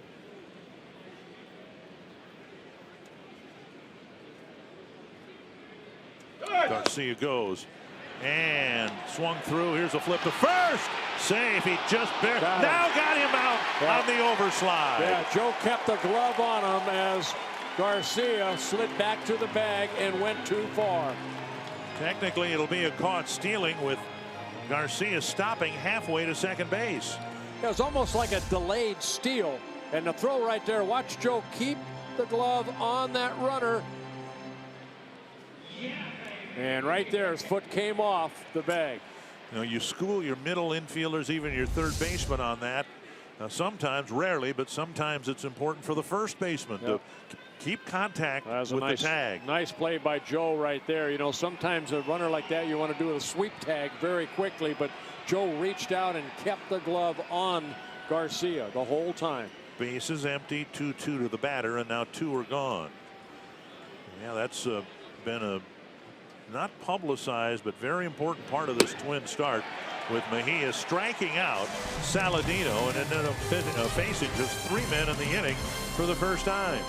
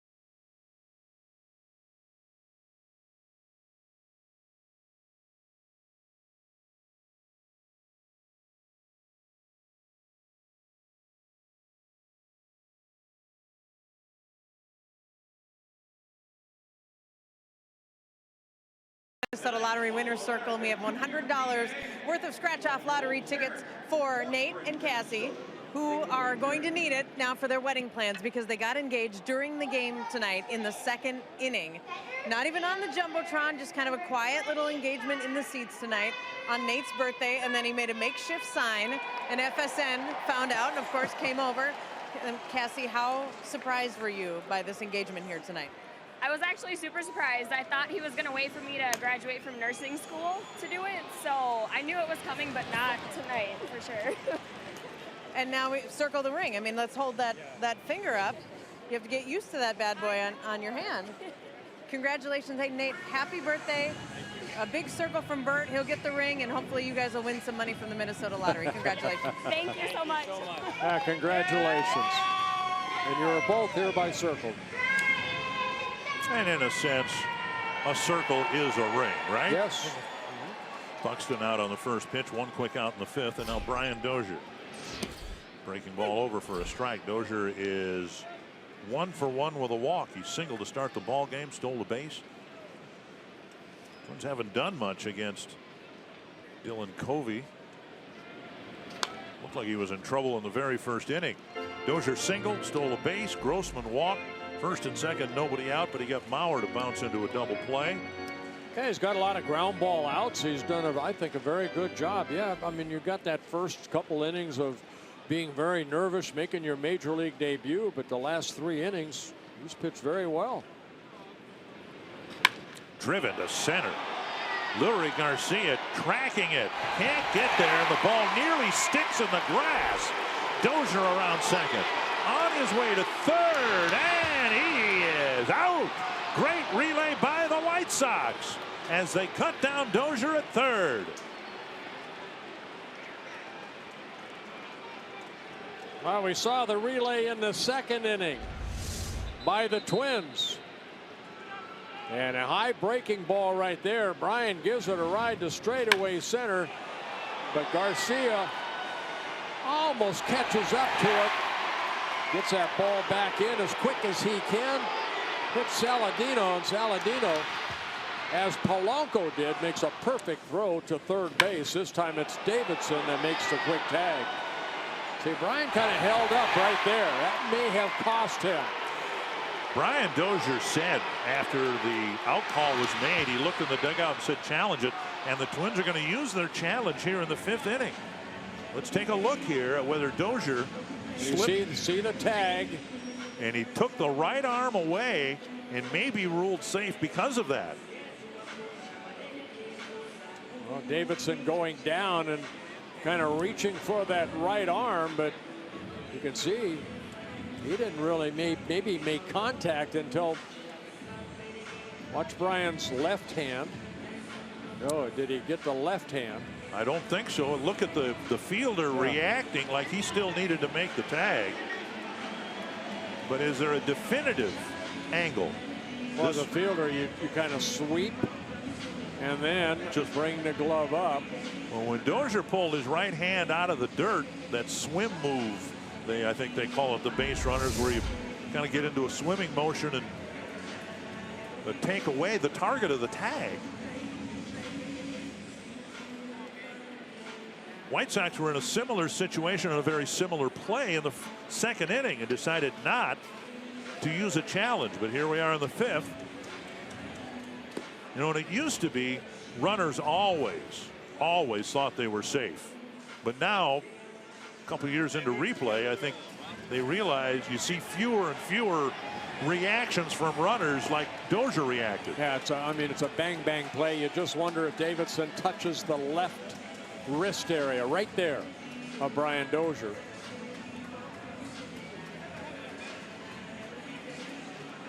And that's what they will be reviewing and looking at. Of the angles we have, this is the definitive one, I think. And I don't know that there's enough. Does he touch him right there? He puts the glove down, but now when he touches his chest, it looks like, I think Brian's hand is on the bag.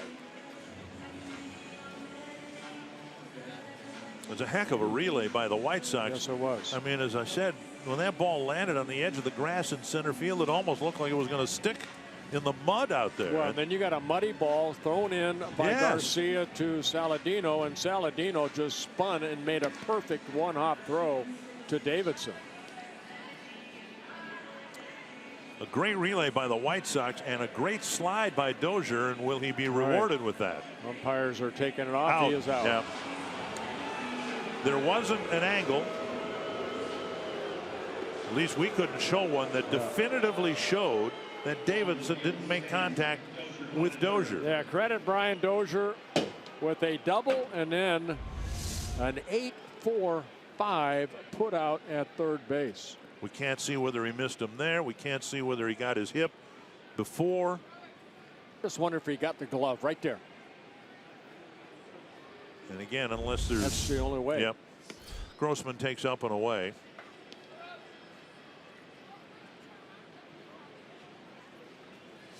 And just base running 101, there was a better play for Dozier to try for third than it was Willie Garcia in the second. Garcia can be forgiven. It was his major league debut, his first major league at bat. But you're taught not to make the third out at third base. Well, yeah, I agree with that. But you know what? Credit both defenses. Yes. On both sides making great relays. You always want to put pressure on the defense and force them to make a play, especially with these weather conditions. Well, Polanco made a great throw, as Saladino did. And now a strike call to Grossman. It's 3-1. And credit the outfielders of hitting the cutoff man, too. So, saw two pretty good relays there. 3-1. Chip to left. Willie Garcia with the catch. And Toby faces just 3 men in the fifth. You're watching Twins baseball presented by State Farm.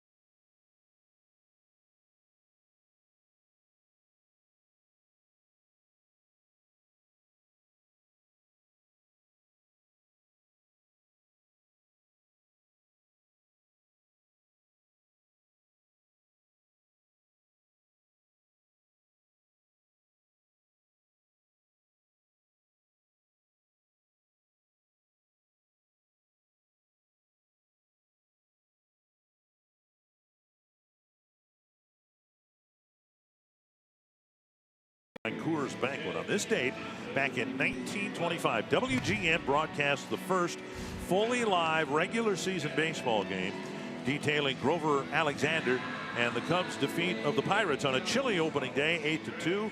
Quinn Ryan was behind the microphone doing play-by-play from a perch on the Wrigley Field roof. Now, this was WGN radio. So otherwise, I mean, if it had been WGN television back then, there would have been like a Circle Me Quinn, you know, a bunch of signs out in Wrigley Field. 5 innings put in by Adalberto Mejia, and now he gives way to Ryan Presley.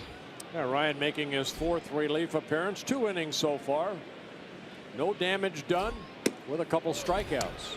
97 and a big swing and a miss as he faces Jose Abreu. Ryan in his 5th season with the Twins. Good fastball. He'll mix in a good overhand curveball, slider, and a changeup. And Ryan comes into his outing here tonight fresh because of the I like that. Can you do that Yeah, again? I probably will before the weekend's out. And more Two power. good fastballs. 2 strikes. But Presley comes into this outing thrash because of what Justin Haley did yesterday. Yeah, Justin, 3 1/3 innings, outstanding in relief of Phil Hughes. Picked up a save, even though it was an 11-5 ball game. 3-inning save in the dirt. All right, before we talk too much about Presley, what'd you make of Mejia tonight? I thought he pitched well. You know what? I think he's going to get better, but 82 pitches, 5 innings, gave up 4 hits, a couple doubles. Other than that, I thought he pitched well. Dropped his ERA down to the low 4s. 1-2 to Abreu. Breaking ball wide. Presley with an overpowering fastball, and I think through spring training and so far this year in the regular season, although he's not given up a hit in his 2 innings, he just doesn't seem to have command of the breaking ball yet. I know, talking to Ryan about that, just that left shoulder has a tendency to fly open, and that's tough when you can't keep it in there. That allows you to open up, and then your arm just kind of drags. So his big point on pitching, and I've talked to him about, is keeping that left shoulder in, allow that arm to catch up. If you fly open too quick, your arm drags. 2-2 to Abreu. Especially on the breaking ball. Count is 3-2. Wow. Foul tip. Just rear back and throw it as hard as you can. Good old country hard ball right there. Abreu strikes out, 1 away. That ball's right down the heart of the plate. That just shows the zip and the quickness of that fastball. Look at this fastball right there, right down the middle of the plate. And I don't know if Abreu got a piece of that, maybe tipped it into the glove. Yep, into Castro's glove. Todd Frazier 0 for 2, robbed of a base hit in a key spot. White Sox had scored a run. They had runners at first and third and 2 down. Frazier hit one into the hole, and Polanco made a really nice play. Strike in the outside corner. Frazier looks back at Adam hammering. Yeah, looked like the slider. It's almost like a little cutter that he'll throw. You know, the Twins are getting good enough starting pitching. Even the start tonight by Mejia.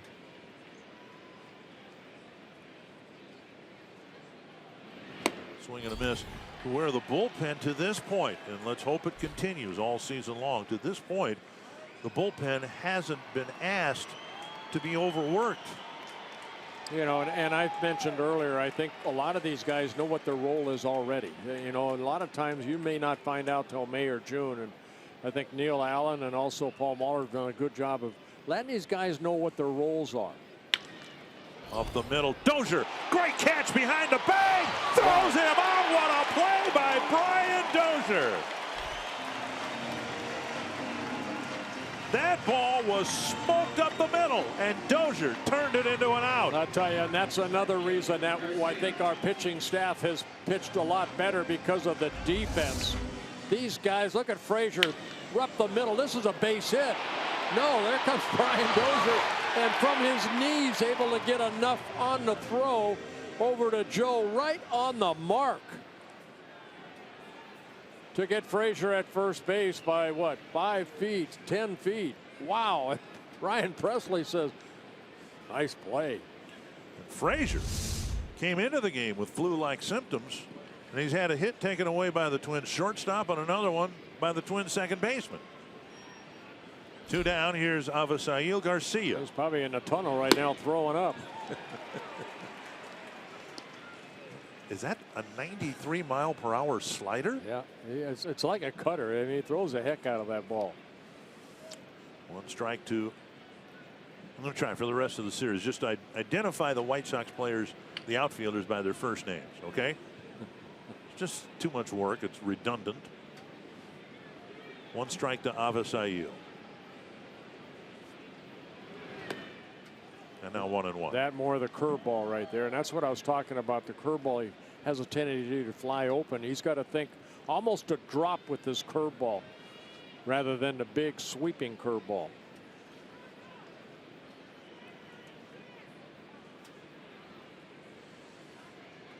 1-1. Little pinky fastball away.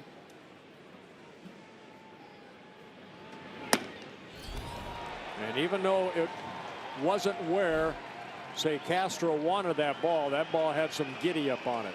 Toughest pitch. That's a tough pitch to hit. That high fastball was something on it. And there's some new characters out in that Twins bullpen. Belisle added to the team. Breslow added to the team. But I think what we've seen so far, there are some arms out there that if they're not exhausted can be very effective relief pitchers, including Presley. 1-2. Good inning for Presley. Couple of strikeouts. Sandwich around a tremendous play by Brian Dozier.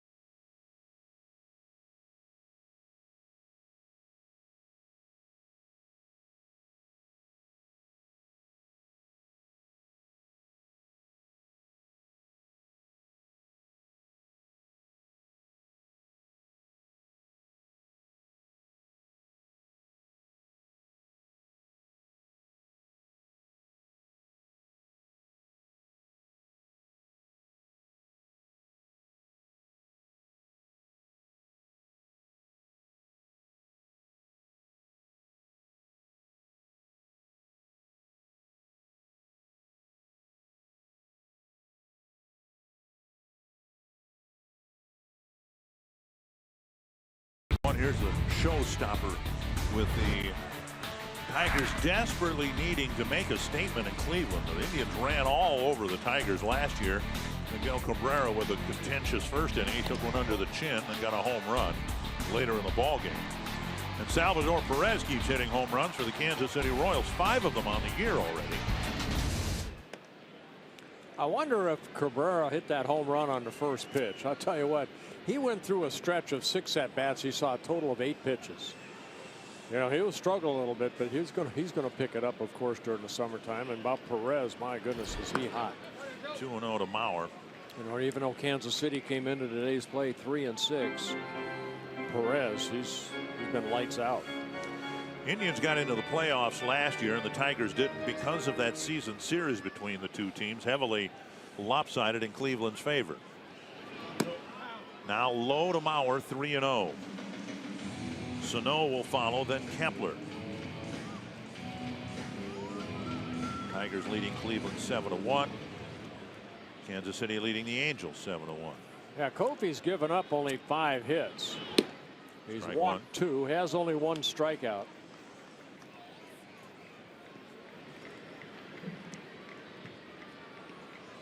Young man again making his major league debut.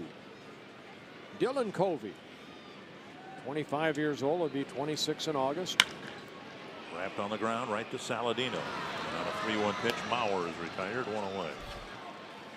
And before Sano comes up, UFC Fight Night on Fox. The World Flyweight Championship is on the line as Demetrius Johnson defends his title for the 10th time. He'll face the ever dangerous Wilson Race, who will attempt to steal the belt away in this historic battle. Don't miss the UFC World Flyweight Championship, free and only on Fox.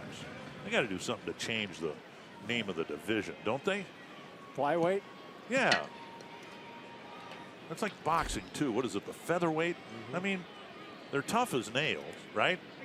And I'd outweigh all of them by 100 pounds, but I wouldn't set foot in the ring with them. You ever been to a fight? No. Yeah, I have. I went to Vegas one time, saw a fight. Boo Boo Mancini. Well, he could fight. I was in Vegas to cover Sugar Ray and Thomas Hearns once, but I was like, you know, like the bottom rung of whatever media was there. So I was in a casino someplace. Did you watching it on TV. I wasn't anywhere in the arena. 1-1 to Sano.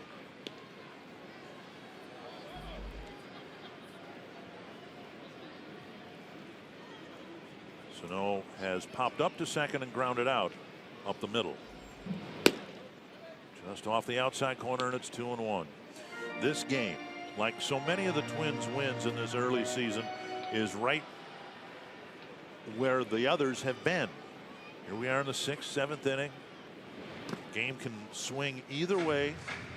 And so far this year, as we saw in the 3 games against the Kansas City Royals, the Twins executing, pitching better in the late innings. Yeah, as a good take right there by Sano. The only lefty in that bullpen, Dan Jennings, up. 3-1 to Miguel Sano. Covey got away with a 3-1 pitch to Mauer. See what he gives Sano.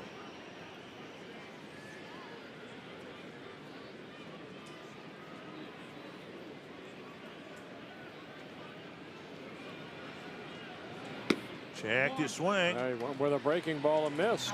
And Sano takes a walk, which has been an important development here in the first weeks of the season. Sano showing much more discipline. That's his 9th walk of the season. Take a look at this little slider breaking ball. Just down in the strike zone. Rick Renteria to the mound, and I think you'd have to say by any measure Dylan Covey's major league debut was a successful one. I mean, you know, give up only 1 run right now. The responsibility is Sano at first base. But he pitched a whale of a ball game. So Covey comes out. The Twins had him on the ropes early, but he survives and pitches into the 6th inning.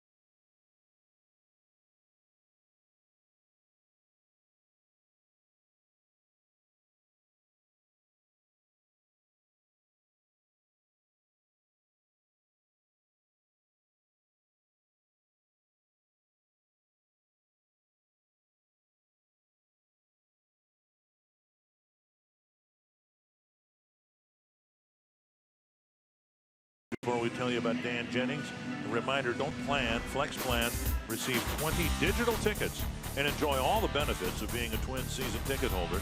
The flex plan gives you the flexibility to choose only the games you wish to attend all the way up until the first pitch. Learn more at twinsbaseball.com/flex.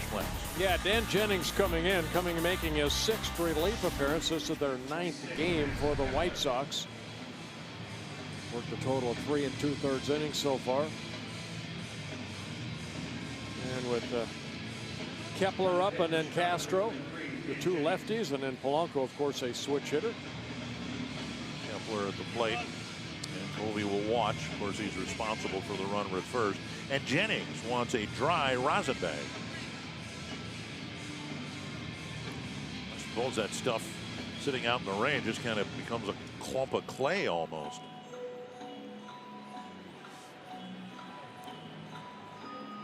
Jennings with a fastball in the low 90s. Very good slider. He'll mix an occasional curveball and a changeup. In his 3rd season with the White Sox. Also came up with the Florida Marlins back in 2012. The move makes sense. Kepler so far this year just 1 for 9 against lefties, but he's put the ball in play in all 9 at bats. Squibbed off the end of the bat. A look at second and get Kepler at first, and Sano advances into scoring position. And that will bring Jason Castro to the plate. Ball hits so slowly. Sano was about 25 feet from the second base bag when Davidson picked the ball up. Yeah, we talked about Jennings a little bit in Chicago, Dick, about his quick delivery toward home plate. His body moves very quickly, so that kind of a little deception, I think, to the hitter, as quick as he moves. Jason Castro, he's done more than hold his own against lefties this year.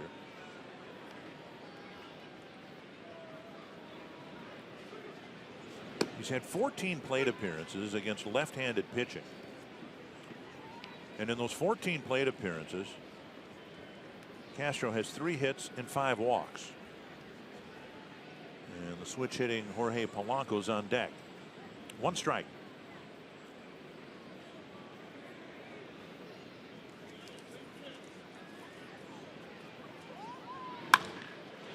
Lifted to center and deep.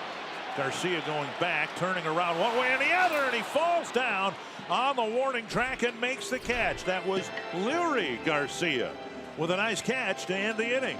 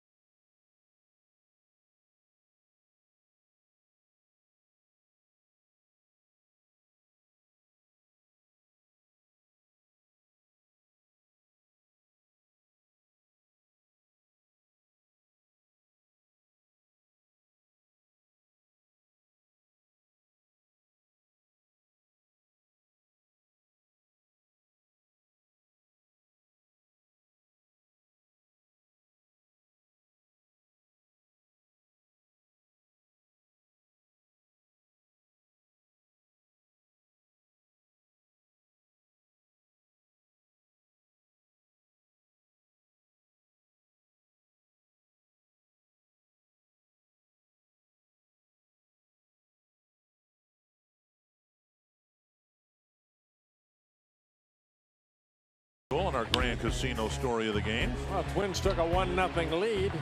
Castro scoring Kepler from third base. That in the second inning. But in the top of the third inning, White Sox come right back and tie it at 1 apiece. Now the game is in the hands of the bullpen. Both teams have gotten good performances from their relief pitching this year. And yeah, we'll the Twins bullpen coming into this ball game 1-0 out of their bullpen. 1.44 earned run average as a group. And the White Sox, they're 1-1 out of their bullpen. Their team ERA 1.63 out of their bullpen. So yes, both bullpens have pitched well. It'll be Presley against Davidson to start the top of the 7th. Fouled back, 1 strike. Davidson with a fly ball to Kepler in the second, went down swinging in the 4th.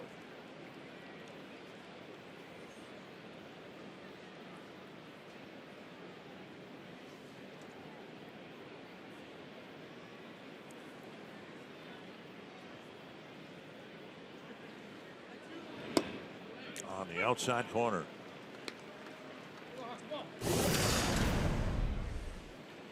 One, two, three. Top of the 6th inning for Presley with a couple strikeouts.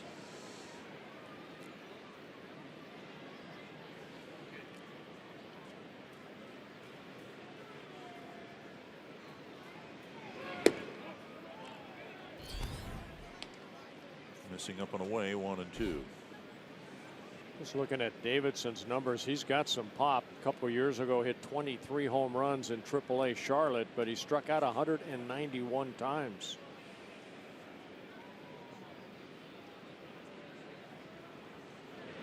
Breaking ball down and away.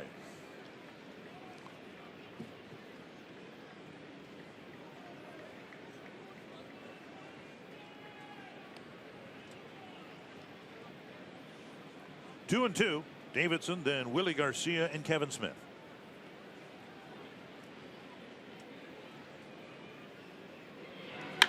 Hit high and deep to right center field, and that one's not coming back off the facing of the second deck. And Davidson pops his 3rd of the year. Yeah, remember last time up, I said you got to be careful. This guy's got some pop. He can strike out, but he can also hit the long ball. So Davidson getting an opportunity to get some at bats this season with the White Sox. Took advantage of that fastball away and took it away. A little cutter at 90 miles an hour. And Davidson got all of it. Fox Tracks presented by Carrier, and the White Sox have the lead for the first time. Here's Willie Garcia. This one hit hard to right. Kepler back. And nice adjustment on that wet warning track. And makes a nice play, 1 down. That's a nice catch by Max Kepler out in right field. Garcia hit it sharply, but Kepler goes back on the warning track, as you mentioned, and makes a catch.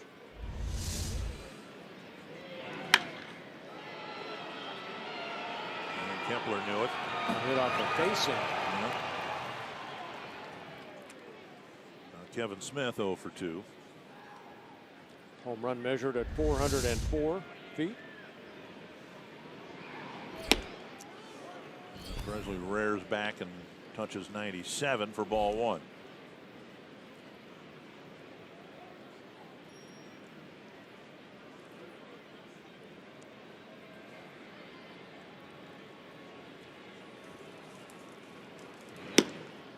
Now at the bell to strike.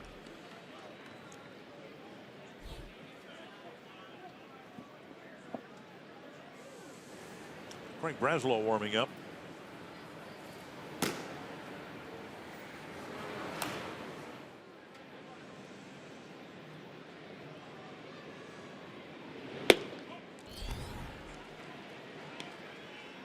Presley just relying on his fastball, not the cutter. Well, you have to look right there at the 2 swings that Smith had. I'd be surprised if he throws him anything but a fastball here. Smith very late on that fastball.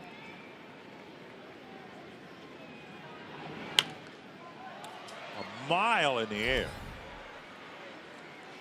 And out of play. You may not want to get underneath that one.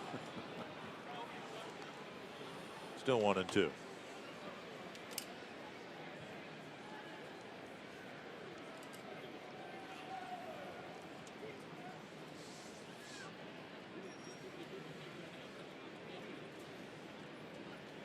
Got a chance to work on that overhand curveball right here.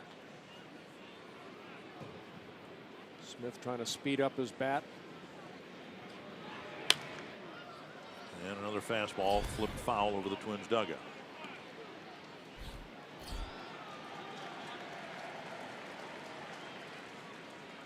If you were perhaps watching hockey and you've now decided to watch baseball and you're wondering why we're only in the 7th inning, we started tonight in a rain delay that lasted 35 minutes. Fastball away. Hit hard to right. And Kepler with a diving catch in right.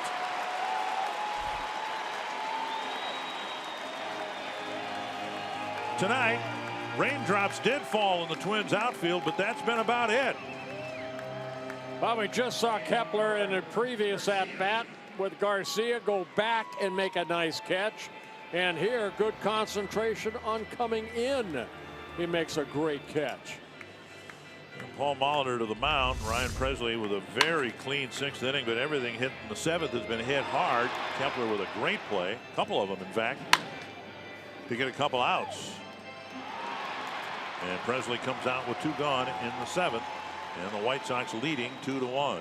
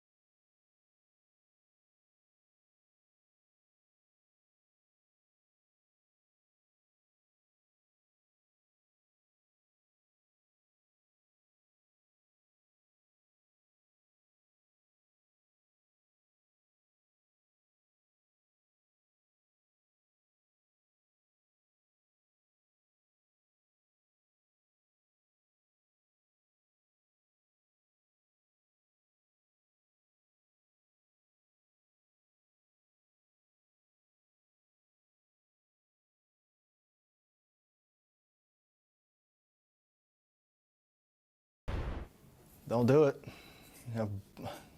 You got Kepler and Rosario and Buxton out there, and that's a pretty solid outfield, along with Grossman too. They all got some pretty good cannons on their arm.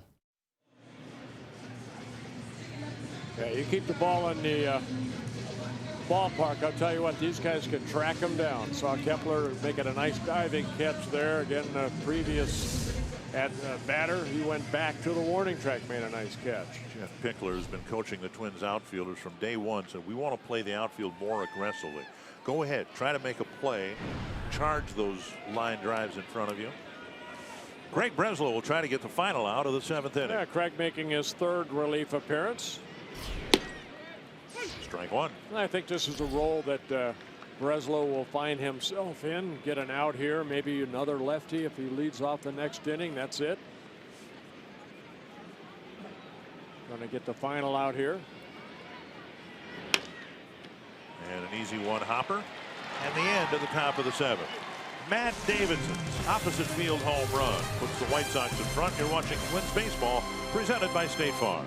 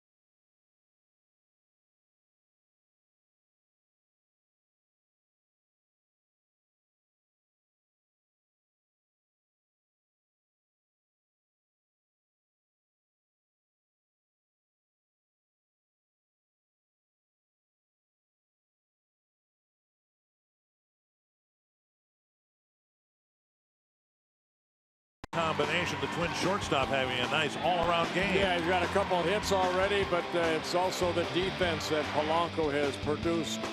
Very nice play deep in the hole, utilizing that turf for a one-hop. Nice play. And then Polanco beating out an infield base hit here as Saladino had a tough time getting that ball out of his glove. In the 3 prior games here at Target Field, the 7th inning for the Twins was the magical inning. Swing and a foul, 1 strike. Twins find themselves down a run as they hit here in the bottom of the 7th inning, and it's the bottom third of the lineup due up. Yeah, in that Kansas City series, they had a 6-run, a 6-run, and a 2-run 7th inning for a total of 14 runs in the 7th. Twins have scored 16 runs in the 7th inning so far this year. 14 of them here against the Royals. Hit hard to center. And the catch made by Garcia. Of course it is. Lurie Garcia making the catch, 1 away. Well, the run difference 16-0. That's not bad in the 7th inning so far. 1 down, and now Eddie Rosario. Rain's picked up a little bit again here. Those numbers right there, 7th inning on. So Twins have done a real good job there. Scored 19, given up only 2. Rosario so far tonight, a couple of ground balls to second. And his presence in the lineup, I suspect, is the main reason why Jennings is still in the game.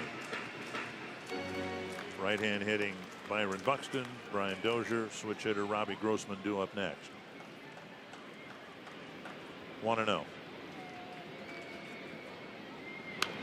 Didn't mean to, and a screen or a foul right into the screen over the White Sox dugout.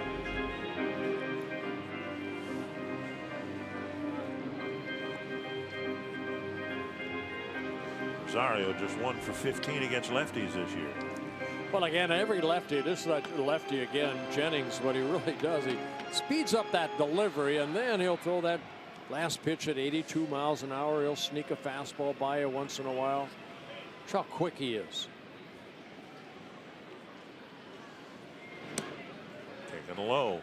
He doesn't really get to that balance point you keep talking about. He just blurs right by it. Well, that's a quick balance point. He does bring that knee up, but then everything is moving quickly toward home. 2-1.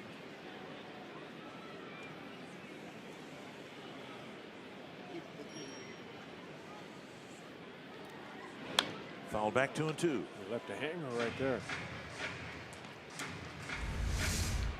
He sets himself up, and then everything starts moving. Well, he slowed it down there. That almost looked like Frank Tanana right there. 2-2 to Rosario. The Twins trying to get at least a tying run here in the bottom of the 7th.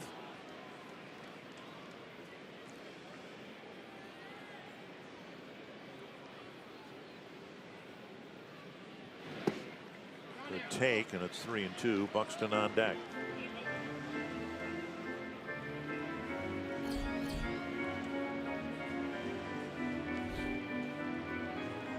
Rosario's only walked twice this year in 34 at-bats.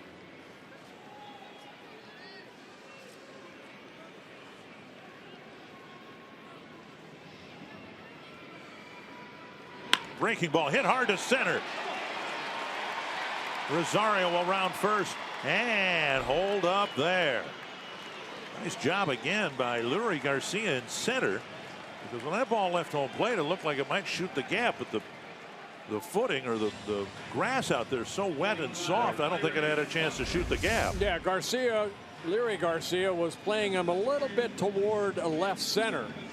So Rosario got a breaking ball up. He hustles over there, Garcia does. And you can see the ball just doesn't take off. Maybe we'll see during the summertime when it's a little drier. It's a base hit for Rosario. And Jennings is taken out with the tying run on and 1 out.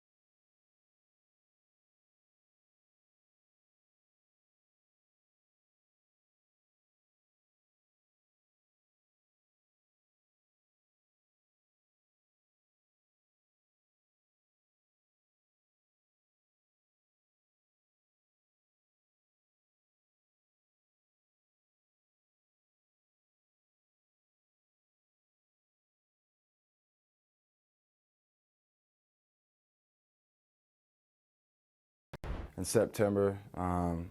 Talked to Tori and family members, and just told me to go out there and have fun and play ball, and that's what I did. And kind of September just made it seem more like a kid for me. When you just go out there, worry about trying to see how far you can hit the ball, diving for balls. I just try to picture myself playing back when I was 7 and 8, not having no worries in the world, just going out there having fun beside my teammates, and that allowed me to free myself up to play baseball. And simply put, Byron hasn't had any fun at the plate yet this year. Well, hopefully he'll start right here. Zach Putman coming into the ball game. He has been lights out of that bullpen. Squaring the bunt, taking a strike. We saw Putman a couple times in Chicago, and he's got good stuff. He had some elbow issues last year that kind of put him on a shelf, but 6 1/3 innings, only allowed 2 hits with 8 strikeouts. Runner at first is Rosario. Buxton is 0 for 2, 1 strikeout, 1 ground ball to third. He's threatened a bunt, I think, in every plate appearance so far tonight. A high fly to left center field. And Lurie Garcia makes the catch. And Rosario thought about a tag, went halfway and stopped. Buxton lifting a high fly ball into the rain, 2 down. Number 2, Brian Dozier. Well, Putman going right after him. And looked like maybe that split finger that stayed up, and Buxton just got underneath it. You can see almost off the end of the bat, created that high pop-up. Brian Dozier has 2 hits and a walk in the ball game.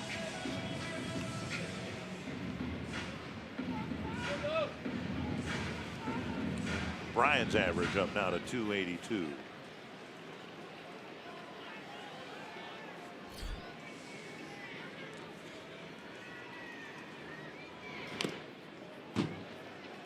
We're sitting on a fastball.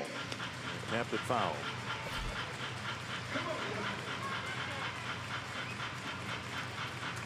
Yeah, Putman with a good fastball in the low 90s. Tight curveball, split finger.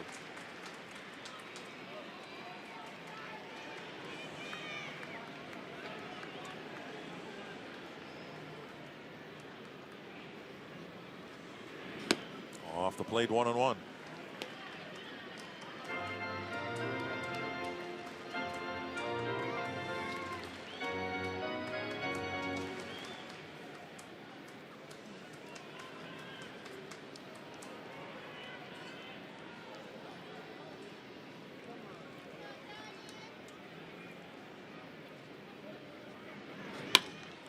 Headed up the middle, picked off by Saladino, fires across, and Dozier's retired.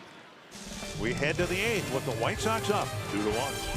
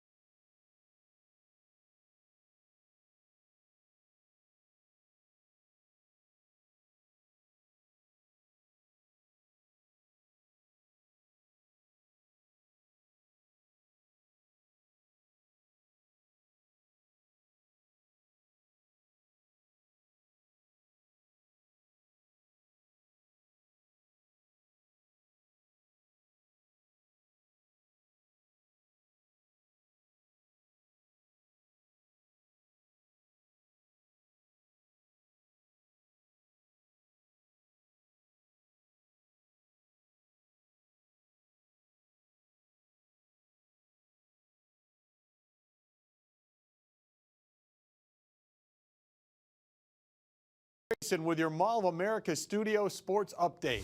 Baseball continues this weekend at Target Field. Join us Saturday afternoon. The Twins host the Chicago White Sox. Our coverage begins at 12:30 p.m. here on Fox Sports North. Thank you, Jeff. And I suppose it's worth reminding people, whether you have a ticket to the game or just want to watch, Sunday's game starts at 3 in the afternoon. 3 o'clock, not the typical start time of 1 o'clock. Matt Belisle will pitch next for the Twins. Yeah, Matt making his 5th relief appearance. A total of 3 1/3 innings so far. 6 strikeouts, 3 walks. He's allowed 1 run. Opponents hitting .231 off of him. Belisle in his first season with the Twins, 36-year-old right-hander. And he clips the corner. Strike 1. Belisle works quick. As giving the Twins a bit of a lift and some leadership in the bullpen as well. There's the same pitch in the same spot. Well, I've been pitching a long time. This is his 18th season in professional baseball. Signing way back in 1999. Didn't sign with the Twins, though, till right before spring training started. Sano juggles it, fires across, and gets his man. 1 down. You can follow Twins baseball live with the MLB.com at-bat mobile app. Stay connected to the game's best players all season long with Game Day, live game video highlights, radio broadcasts, stats, news, and more. Download MLB.com at-bat today. It's your #1 app for live baseball. Quick out here in the 8th, and that'll bring up Saladino. Saladino with a single and a walk. Maybe one of the biggest plays of the game, the relay to the third base to get Brian Dozier. So no fields again. 2 down. Well, that first play off the bat of Anderson, he had a little bit of a snow cone. The ball came up on him right there. He just showed off his arm. You know, Paul Molitor talked about Sano, and it's maybe going to continue to be a work in progress, but the man's working hard over there. He was over there this afternoon taking some extra ground balls. He's trying to get softer hands, better footwork, and well, you want to get better at your trade, you have to work. Remember Corey Koski, how much time he put in. And now Buxton. Oh, what a good inning. Belisle, and just a handful of pitches, has a 1-2-3-8.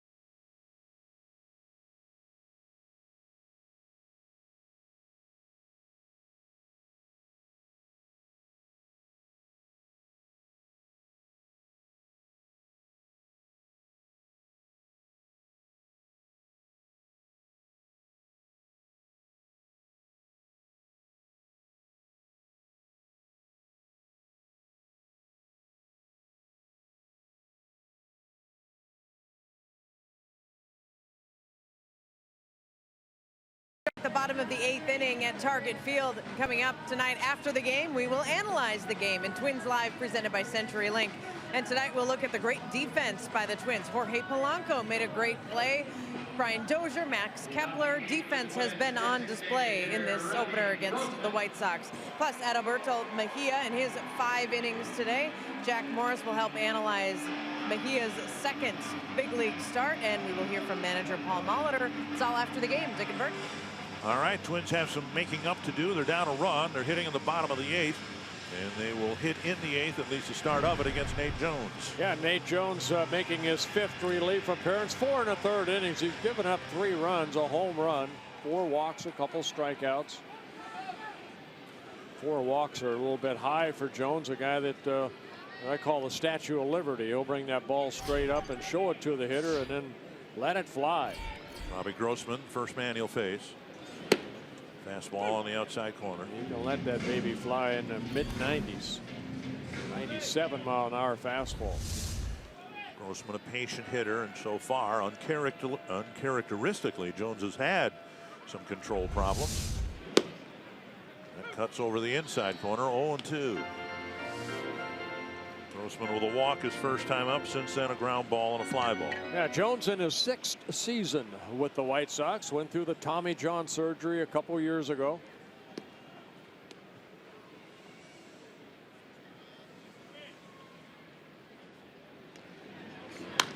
Tap to the right side, easy play for Saladino, 1 away. And that'll bring up Mauer. First baseman Joe Mauer. Mauer has hit 3 ground balls, 1 to short for a double play in the first. Little chopper that Abreu fielded and got a force play at second, then a ground ball to Saladino.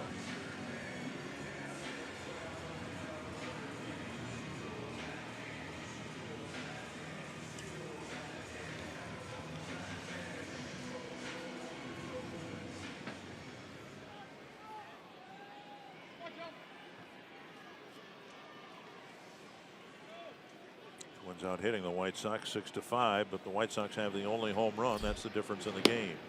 Strike 1.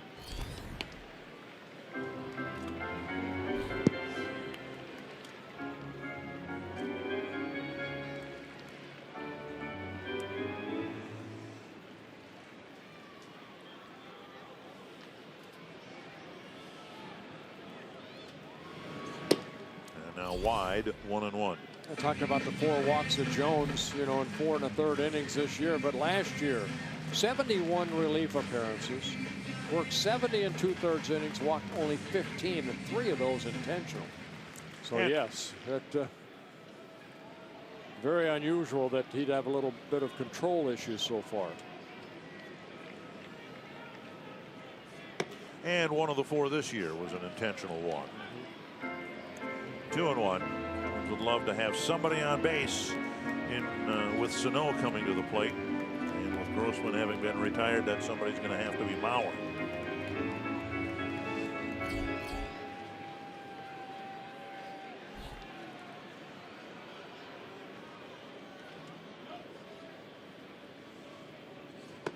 Down and away, 3-1.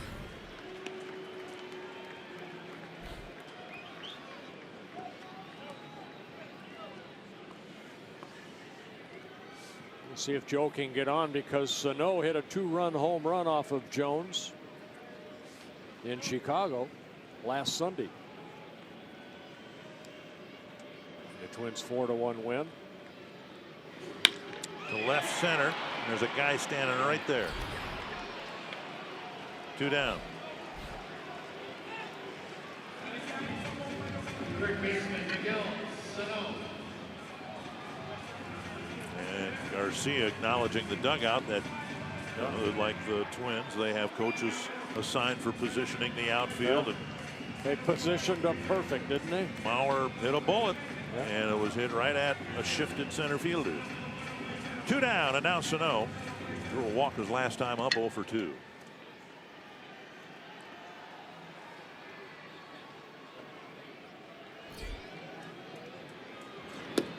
Breaking ball down and away. What we've seen from Sano, not just the ability to, but I think the preference to hit the ball hard right up the middle.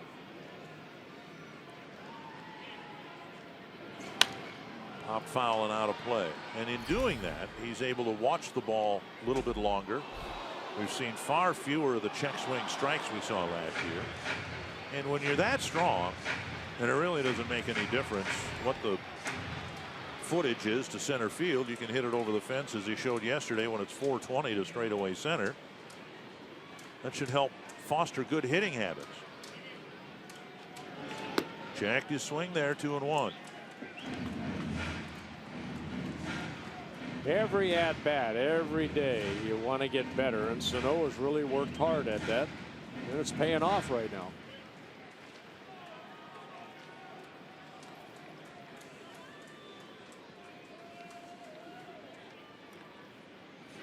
Three and one. Kepler on deck.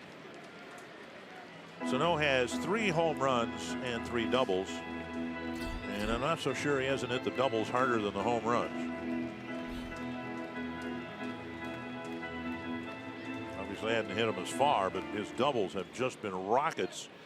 2 of them off the center field fence. 3-1. Fastball on the outside corner.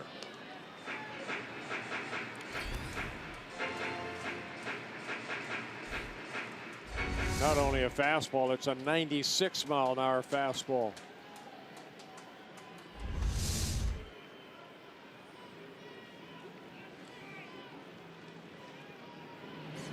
Checked his swing into ball 4. 2 walks in the game for Sano. And now Kepler will have a chance. Kepler bounced out his last time up, but that was against a left-hander, and now Sano will be lifted for a pinch runner. And Danny Santana will come off the bench to run for Miguel Sano.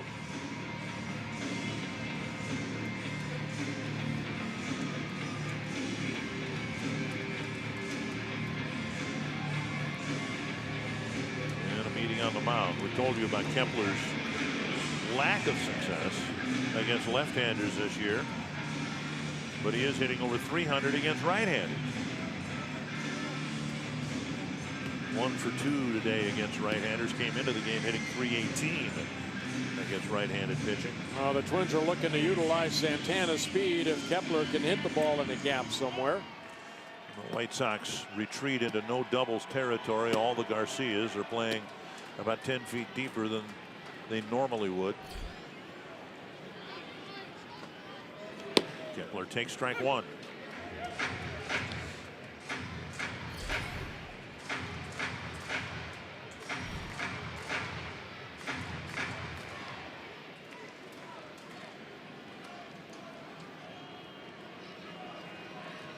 Those numbers coming into play today.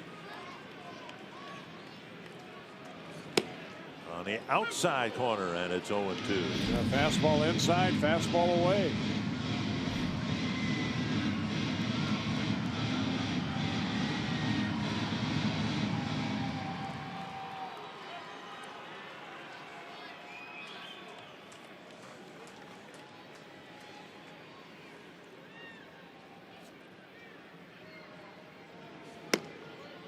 Wouldn't chase, and it's 1-2.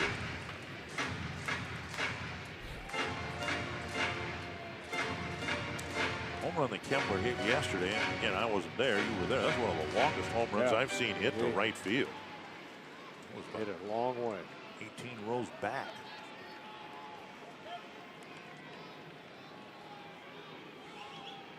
One and two.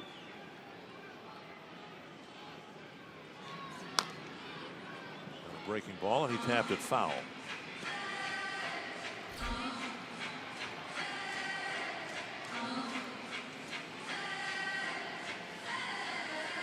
Jones trying to get the 3 outs in the 8th inning. Unless the score changes, David Robertson would get the 9th.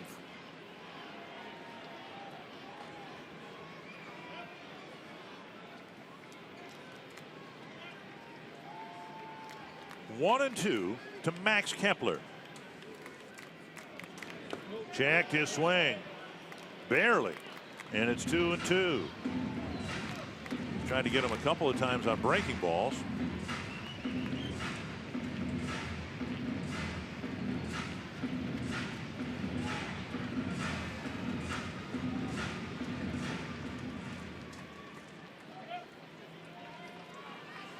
Twins are 6-3 because they've gotten a lot of big hits late the early 2 weeks of the schedule.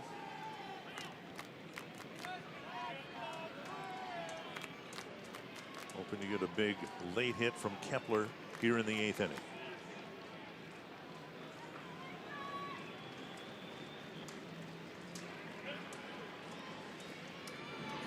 Got him with a breaking ball. Kepler strikes out. Santana left at first, and we head to the 9th. It's 2-1 Chicago.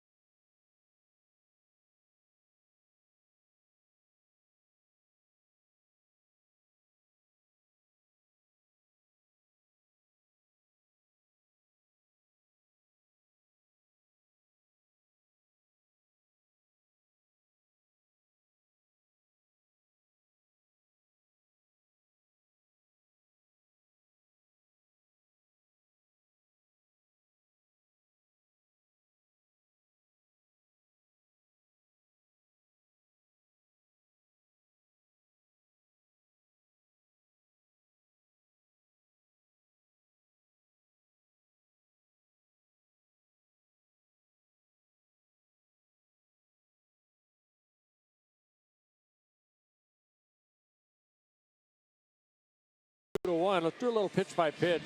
Jones hits the inside part of the plate to Kepler. Then he hits the outer part of the plate. One with a high fastball, then the breaking ball that Kepler fouled off.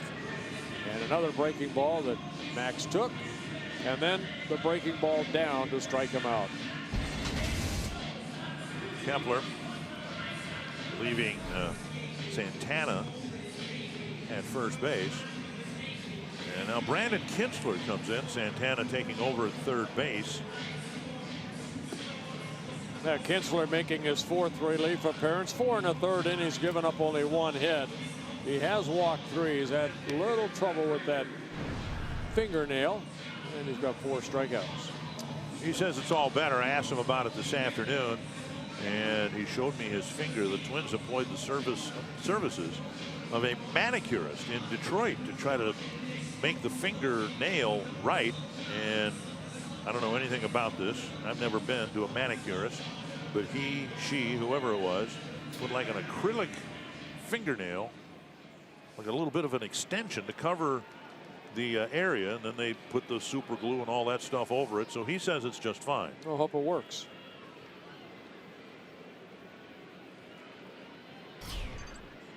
Frazier takes just off the plate, ball 1. Good pitch right there, just not called. Middle of the Chicago lineup, starting with Frazier hitting cleanup, then Avisail Garcia and Matt Davidson.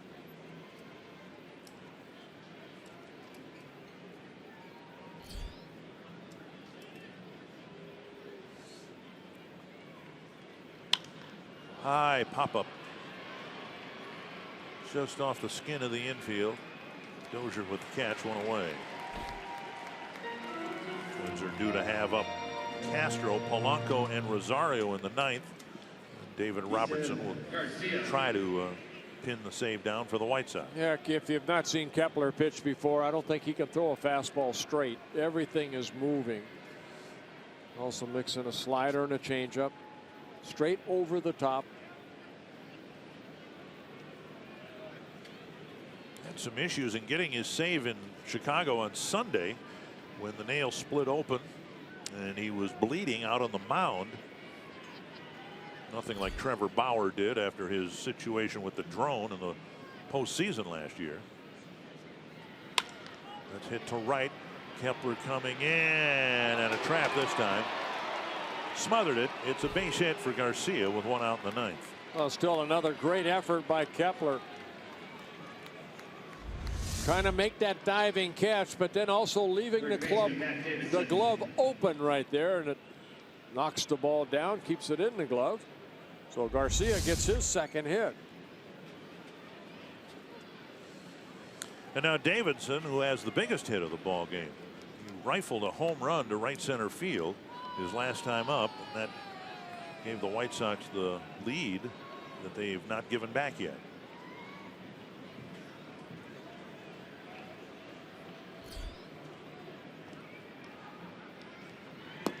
Down low, ball one.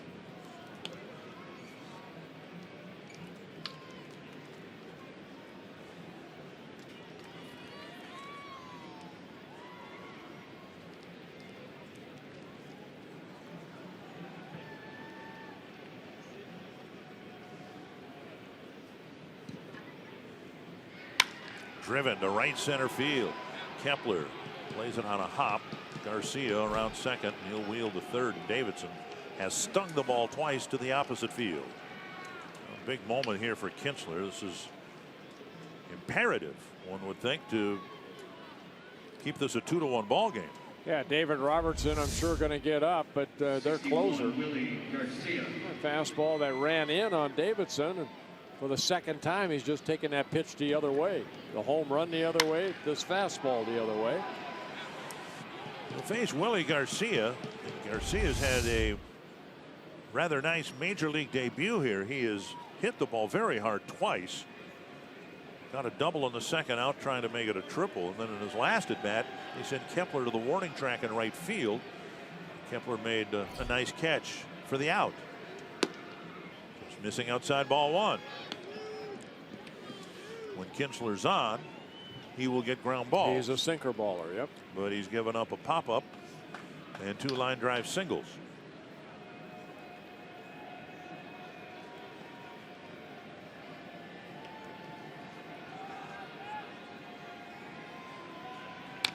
Tap foul.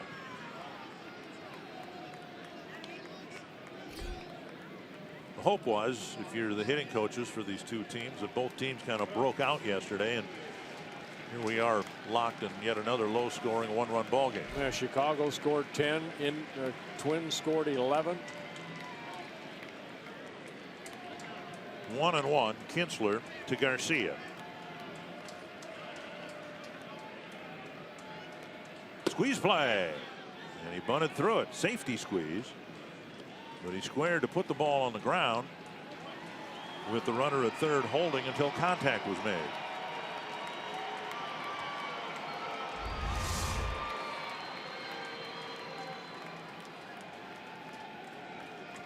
And Garcia played it smart. The runner, Garcia. Kinsler ahead, 1-2.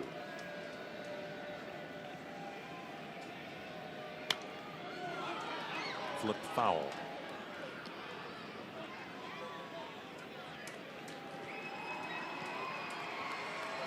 David Robertson with the pants rolled up high, showing the stirrup socks.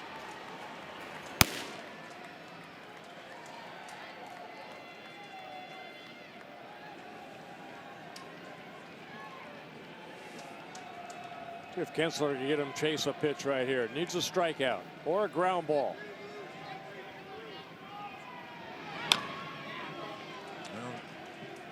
Castro set up inside on the prior pitch, set up away on that pitch.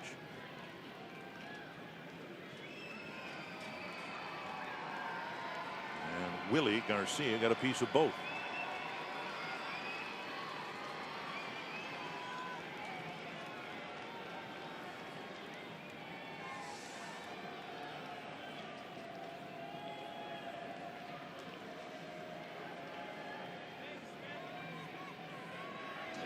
Nice stop by Castro. That ball landed a foot or two in front of the left-handed batter's box. 2-2.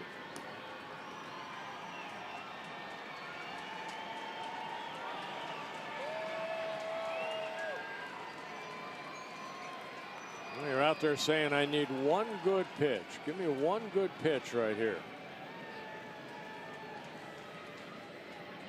Make it happen. Back to Kinsler. Low throw fielded by Dozier. Double play. Finally, Kinsler got a ground ball, and it was hit right back to him. Twins down a run as we go to the bottom of the ninth.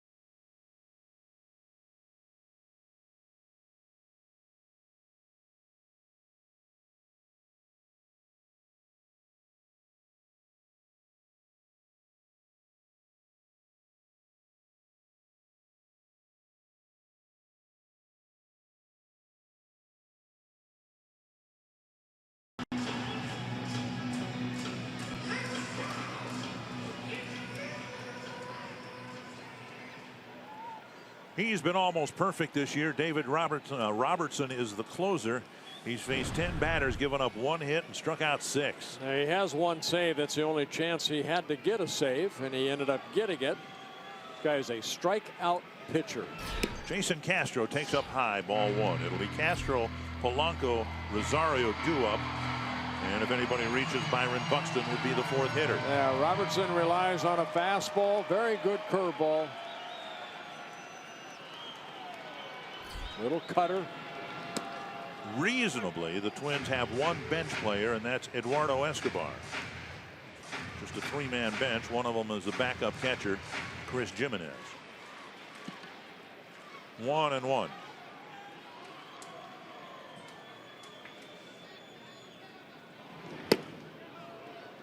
One and 2.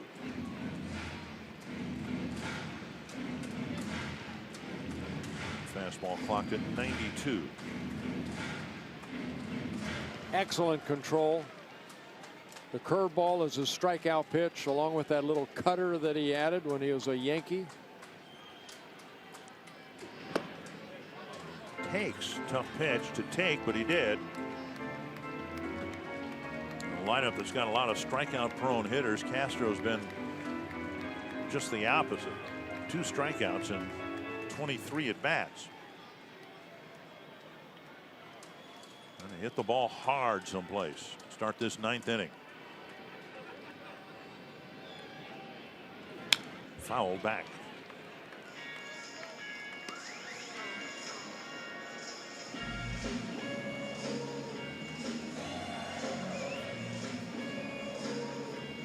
Robertson just turned 32 years old in his 3rd season with the White Sox. Prior to that, the New York Yankees. One of the setup men for Mariano Rivera. Breaking ball on the outside corner. Great pitch by David Robertson. 1 down.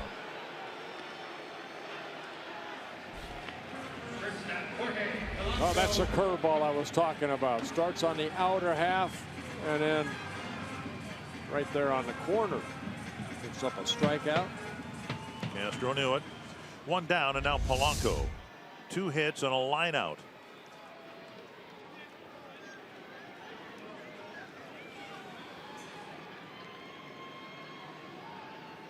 The ball much better from the right side of the plate than left.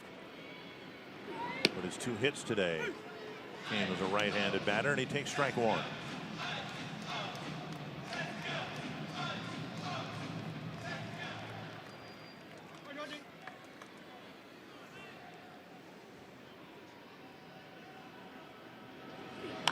Popped up and into the seats, 2 strikes.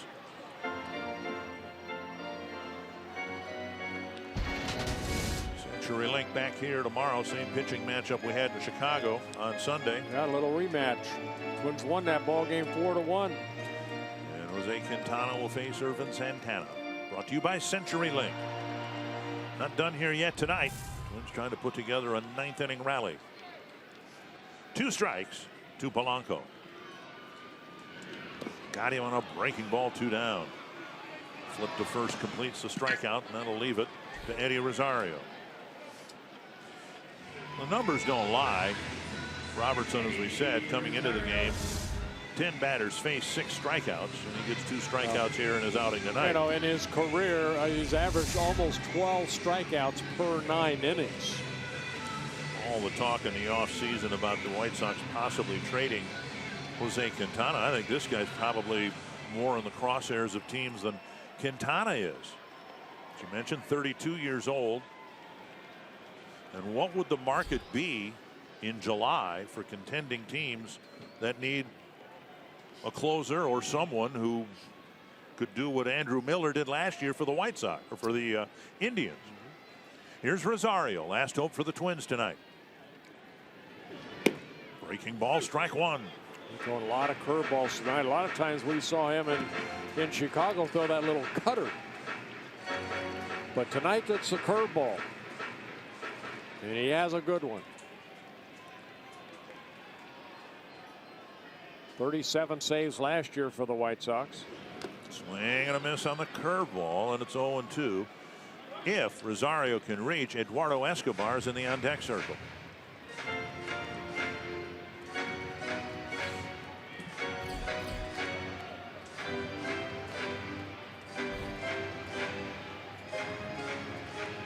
Tough spot to be in. We'll see what Rosario can get done.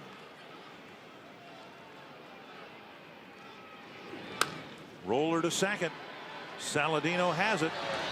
And the Twins bats were in the deep freeze again tonight. Only 1 run, and they lose the opener to the White Sox 2-1. Well, first time the Twins lost at home here, so hopefully they'll get that win tomorrow. Good ball game. Just that home run by Davidson was the story. A late hit, a big one for the White Sox, Tom Hanneman, and they win the opener 2-1. First loss at home, as Bert mentioned, second 1-run loss of the season tonight here at Target Field. Up next on Twins Live, presented by CenturyLink, we'll talk about the Twins defense. Mejia's solid start. We'll hear from Paul Molitor and preview tomorrow's matchup, Quintana and Irvin Santana.